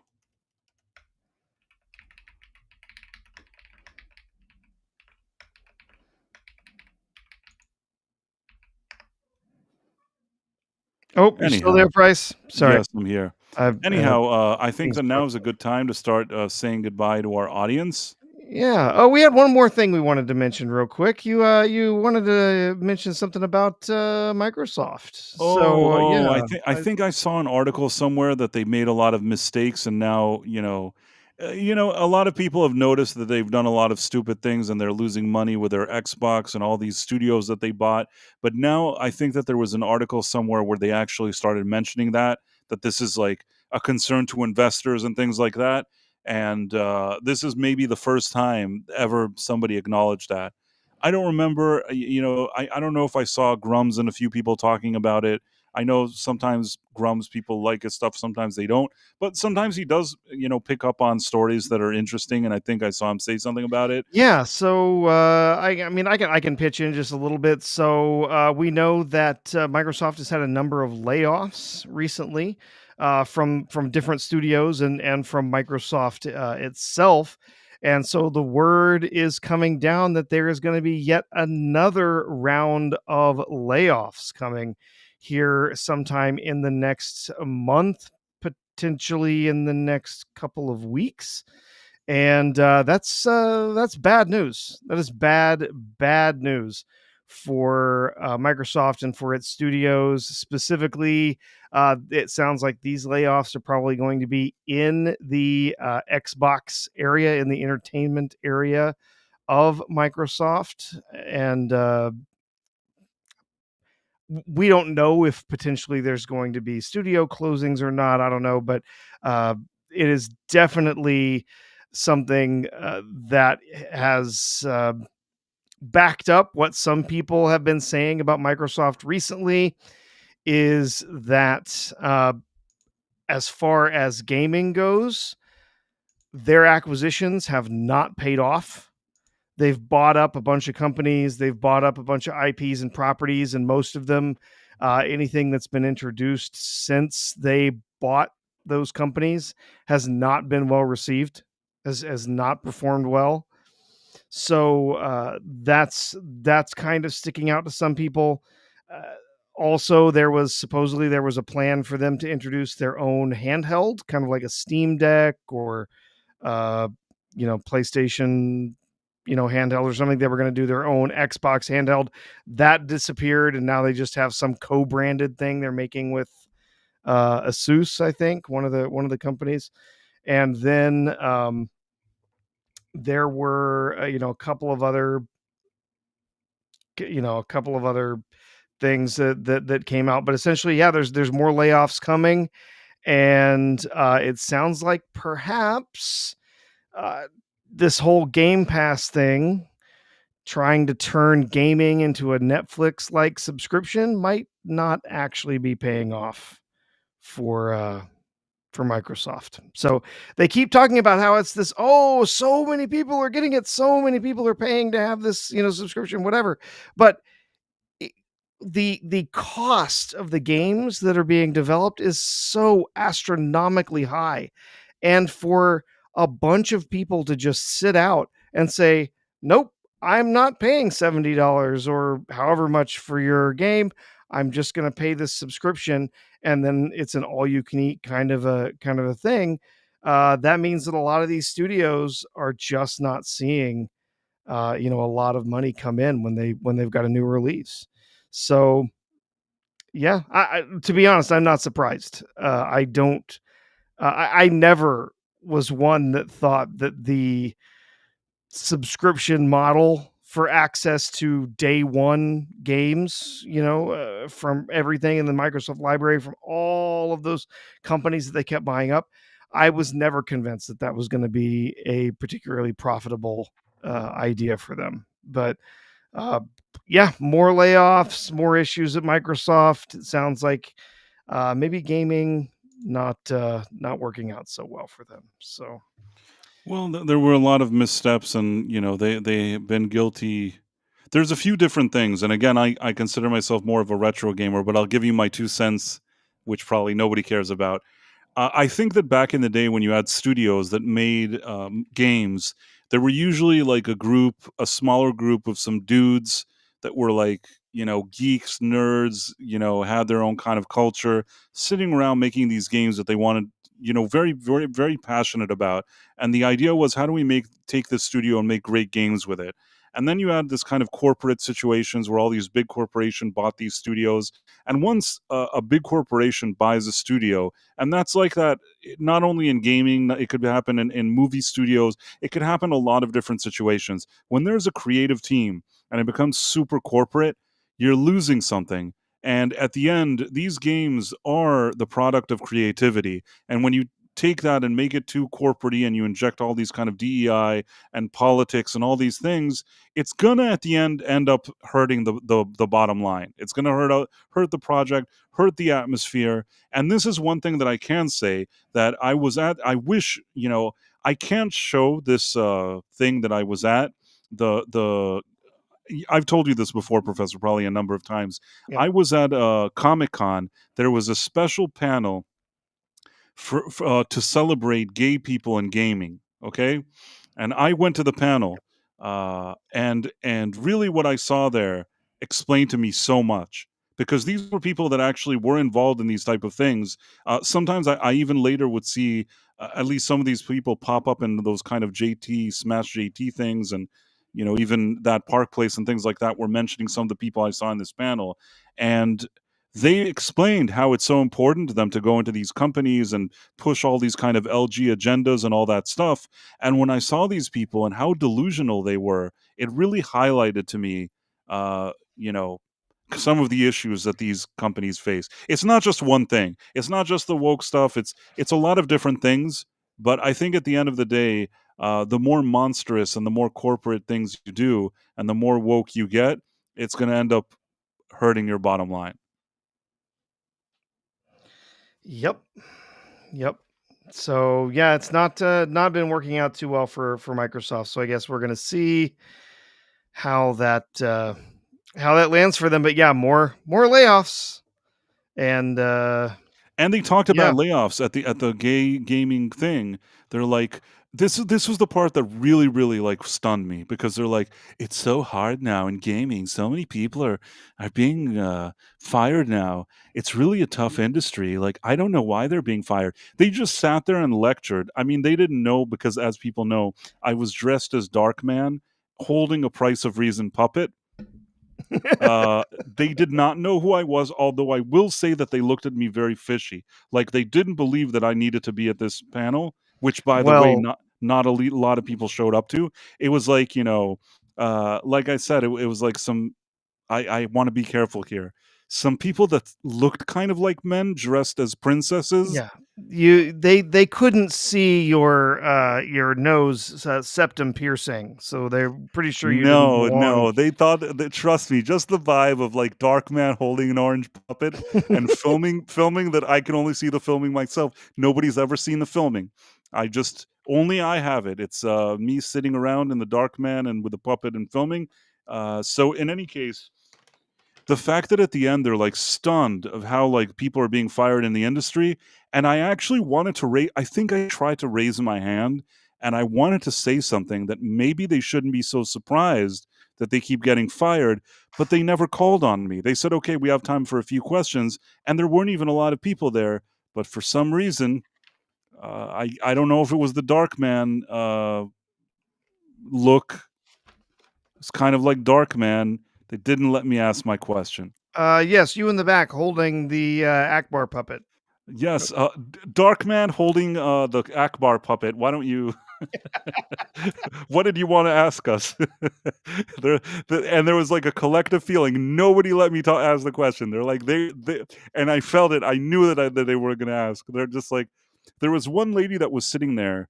I don't know if I can say it. Her name has come up. I don't think it's a secret to say that she was a lawyer. Okay, that's also one of the reasons why I wasn't so excited about sharing whatever I had there, because one of the panel ladies on this panel, I don't even know if she practices law, but she is in fact a lawyer.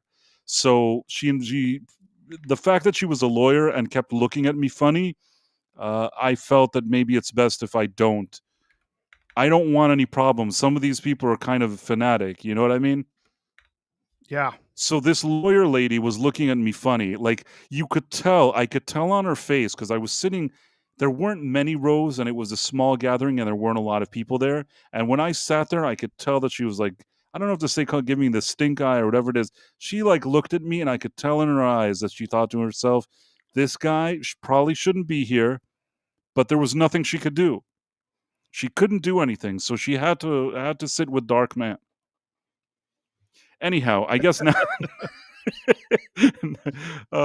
when you raised your hand was a puppet in the air. I think I held it with one hand and the other. Like I put my phone on my lap and then raised my hand, but nobody cared. Strange, right? Elizabeth Quinn says, "Yeah, she'll sue your ass." So that's why I was just like, "Oh." And actually, I'm going to share some info while we, just 1 second before we say goodbye. I reached out to the convention and asked if it was possible, if theoretically I had footage, if I could use the footage. And the feeling that they gave me is that in those rooms, it's generally considered part of the policy that you're not supposed to film. Only if I would have gone to the gay organization. I don't know if it's called gays for gaming. Gamers. Oh, gamers, gaming, game, whatever. You understand what I'm saying. in any case, I would have gone to that organization and been like, hey, like, remember the Darkman was there? Like, and I filmed all this stuff. Can I now make videos about it? That would have never worked. So I just said, okay, I'm going to keep the information to myself. I'm still allowed to tell you what I saw there. I just don't want to share the videos because I just don't want any of those weirdos. This is a weird crowd that actually does file lawsuits, and I just don't want that. But now, Professor, is there some names? Somebody. Yeah, here's some names. Yes. Oh, here, I see some. I guess this is the Rumble one. Double Yep. R Star, Kivo 1961, Darren Mai, nice to see you again, Darren. Elizabeth Quince, Tim Hayes, Empress NM, Istophobos, Atari Legend. Atari, I like Atari. Pyromancer, nice to see you again also, pops in sometimes. Dude Bro Seth 420, Bingo Hazmat, and Rowdy Dowdy. Yep. And over on YouTube, we had Istophobos, the Dead Man. And again, thank you for all of your support, Dead Man. And thank you for your support this evening as well, Istophobos. Mary White. Sorry. Throat.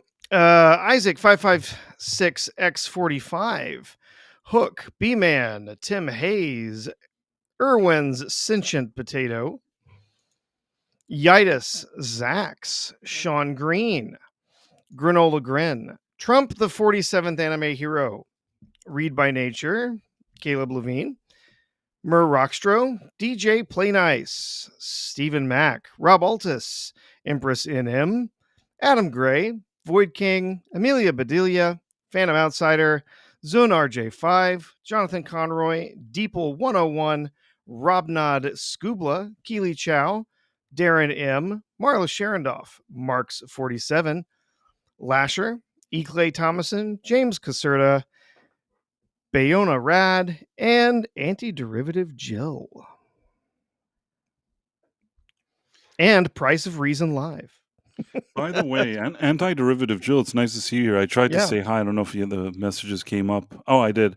Anti-Derivative Jill is a person that I really, really like, and I like streaming with, and unfortunately, only I do that on special occasions. I haven't streamed with her in a while, but I really like her. And if you're not familiar with her stuff, you should check out her channel and what she does. She's really nice and always fun I hanging can out with her. confirm, yes. Unfortunately, I haven't gotten an opportunity to stream with her in quite some time either. I was actually going to try and hang out. She had a little hangout on her channel this last weekend, and I just could not make it. Had too many things going on. So She does have, keep strange hours, even by my standards. Like sometimes it's like weird or late at night or maybe on a day that I can't, or maybe suddenly early in the day. But I do hope that at some point we get to stream together again because I always like streaming with her. So just wanted to say hi to her and acknowledge her here. And Professor, if you want to talk about your B-roll or whatever it is, or also if you're on Rumble and you haven't subscribed yet, if you watched the app but you didn't subscribe or didn't sign up and subscribe. It's free. Should definitely do that. I mean, follow on Rumble. It's follow technically, not subscribe. If you're on YouTube, even if you're subscribed to my main channel, this is my live stream channel. You should definitely subscribe to this one so you can get notifications. And also, Professor, he has something that he does every Friday called B-roll. And Professor, you should tell people about that too. So yeah, Adam Gray and his wife Barbara Lawrence have run a stream B-roll stage on Fridays. Each Friday we'll do a show called B-Sides, basically a Mystery Science Theater, 3,000 riff tracks kind of thing, coming in, watching a movie, having a little fun with it, whatnot. If you want to, if that's something you'd be interested in, please follow their channel. They're on both YouTube and on Rumble, and they're everywhere else too. They're on Twitch and everything. So, if you might enjoy a little bit of comedy on a Friday night, come hang with us. Lots of fun, and we will be there. Where I will not be is here on Thursday. So Price is going to have some other guests with him on Thursday. I'm going to go see Weird Al in concert. So that's going to be fun. That's going to be, unfortunately, not going to be making it back home in time. I don't know. We'll see. Might pop into the chat for a bit if I'm available. But yeah, won't be able to be here on Thursday for the show.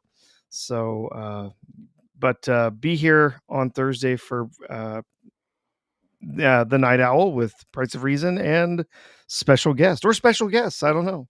Price will have to decide who he wants here. We'll see what happens. Yeah. But anyhow, Weird Al is great, and I obviously will be here on Thursday, Yeah. as we are every every Tuesday and Thursday at 11:45 p.m. Eastern on the Night Owl. And thank you all for hanging out with us. We will see you again soon. Bye. Take care.